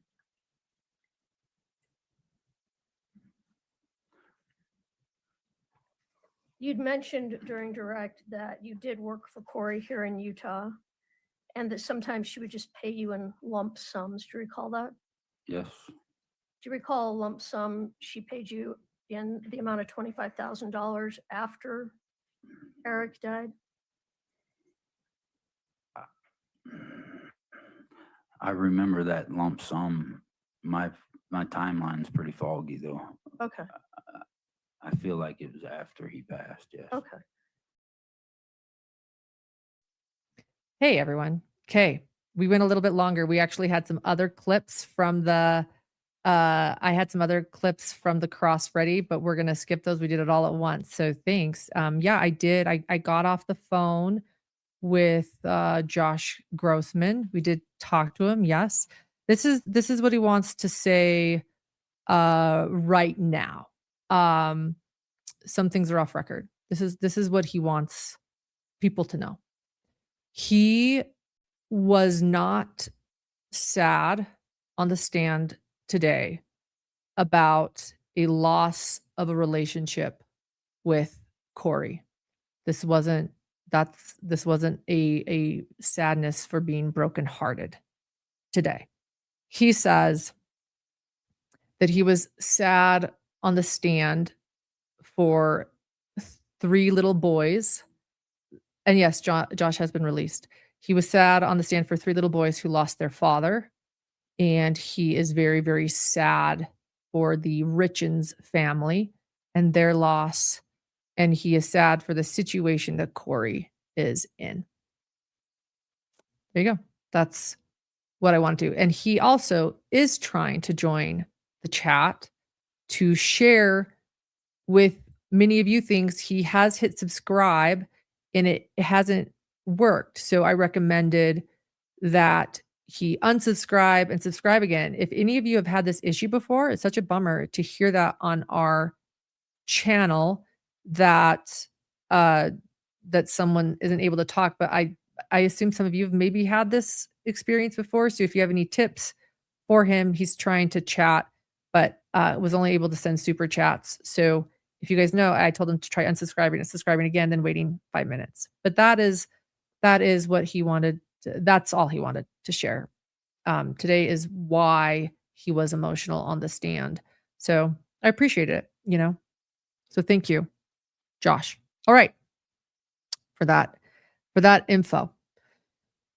What we just listened to, I realize that we just listened to this, but to reiterate what we just heard there, Lewis asked if Josh remembered a lump sum payment of $25,000 that Kouri had paid him after Eric's death. And Josh said he did remember the lump sum, believes it was after he passed, but the timeline is pretty foggy for him.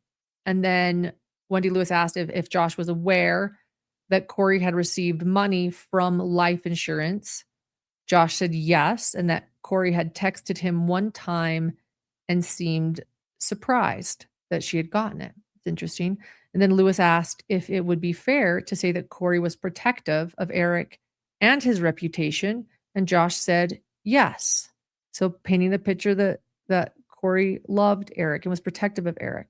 As for how Kouri acted after Eric passed away, Josh then, had those things to say we just heard on redirect. So in other words, after cross is done, then the prosecution gets back up for redirect exam to ask questions. And Bloodworth brought up the trip to the Uintas that Kouri and Josh had taken. And Josh confirmed that on that trip, Kouri and Josh had talked about what a phenomenal father that Eric was. It felt like sort of this lasting imprint that the state wanted to make on the jury. A loving father gone, and by the prosecution's argument, he's gone because his wife poisoned him, right? That he was a good and loving father, even Kouri and Josh understood that. Lewis Sutton came back to ask Josh if Kouri gave him an impression on how she felt that the boys had lost their phenomenal father. The state objected to hearsay, which was sustained, and then a sidebar was quickly had, and then no further questions. So Judge Mrazek, bless his soul, he announced that court will begin at 9:30 again tomorrow. And with that, court was adjourned for the day. This was a long recap, wasn't it? And it was like such a wonderful way to end. 9:30 once again. So the Hidden True Crime team can sleep in a little bit, and that'll be nice. So there you go. There you go. Yeah, what a live, right? What a live. Almost 3 hours. And we'll be back tomorrow night with another recap. So if you haven't, please hit subscribe, hit notifications. Tomorrow we plan to go live at a similar time, but it depends on when we're ready. And thank you for everyone being here for these real life lives. You never know what's going to happen. And thank you, Josh, for sharing what you wanted to share. We appreciate it. I have more questions for Josh. Trust me, I didn't ask everything. Wanted to ask about a few of the texts that we read tonight. I've got questions, but that'll have to wait for another day. Yeah. So there you go. There you go. So Josh, if you're listening to this, let's talk some more later. And I have questions about some of your texts. And but thank you for what you shared about why you were sad. I think that was actually the number one question we all had. We wanted to know what you were feeling up there, what you were thinking. And so thank you for sharing with us that, again, Josh states to us, to me, that he was not sad about a lost relationship or being heartbroken. He was sad for 3 little boys who lost their father, for the Richins family and their loss, and as well as for the situation. It was sad for him to see the situation that Kouri is now in. Okay. So thanks, guys. I appreciate that you think my hair is rocking. I appreciate that. Thank you. Got it done a couple weeks ago, so that means a lot. Guys, it's so good to see everyone in chat. I wanted to share a bit more. Thank you. Thank you to the new members today. It's so good to see you. Oh, and I have one more thing to say about John. Thank you, Steph, for gifting 10 Hidden True Crime memberships. That's incredible. Thank you so much. I really appreciate that.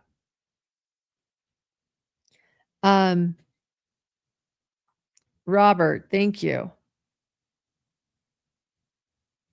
Thank you so much. Forgive my laughing earlier, guys. Yeah, I could not keep a straight face. Becky, thank you for the memberships. It's raining memberships. Thank you.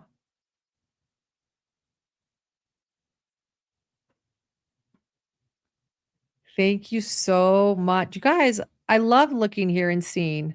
And again, thank you, Josh. I really appreciate it.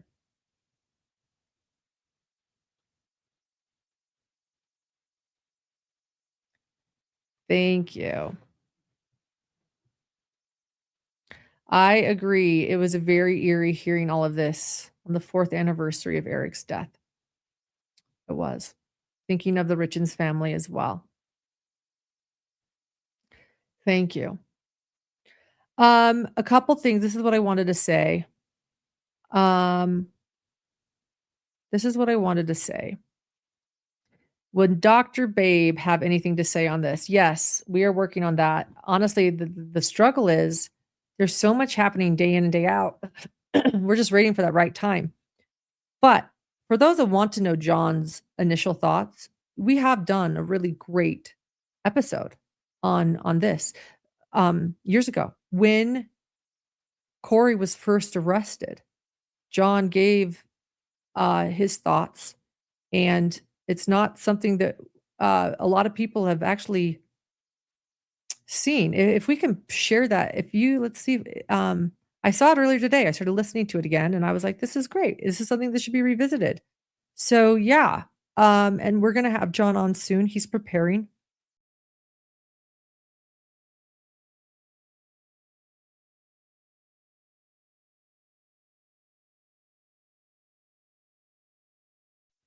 We are looking for that now, but we'll also have that. I'll put that in pinned comments for anyone wanting. It's a bit of a blast from the past, but I also think it's pretty evergreen. A lot of what John says is pretty evergreen. I mean, we know a lot more information now, right? This was like right after the arrest, but his initial impressions, yeah, we have those. And he went over what she said. One of the big things that he talked about that I think is really important is John went over her interview and what she said during her interview with Good Things Utah about the book she wrote about grief and children. And by the way, I think I told you guys this yesterday, but I want to say it one more time. I do believe now, I've been convinced that Kouri truly did write that book on grief for children.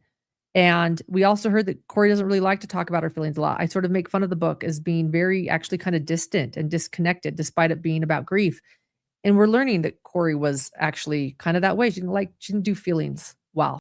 But so John, my husband, and co-host, and he's been absent recently because we've been so busy covering trials. He jumps on and does the analysis. He's a criminal and forensic psychologist, or criminal is forensic and clinical psychologist. He sort of talks about her interview with Good Things Utah and really gets into, he essentially says she didn't know how to grieve. It's fascinating. Kouri Richins exposed.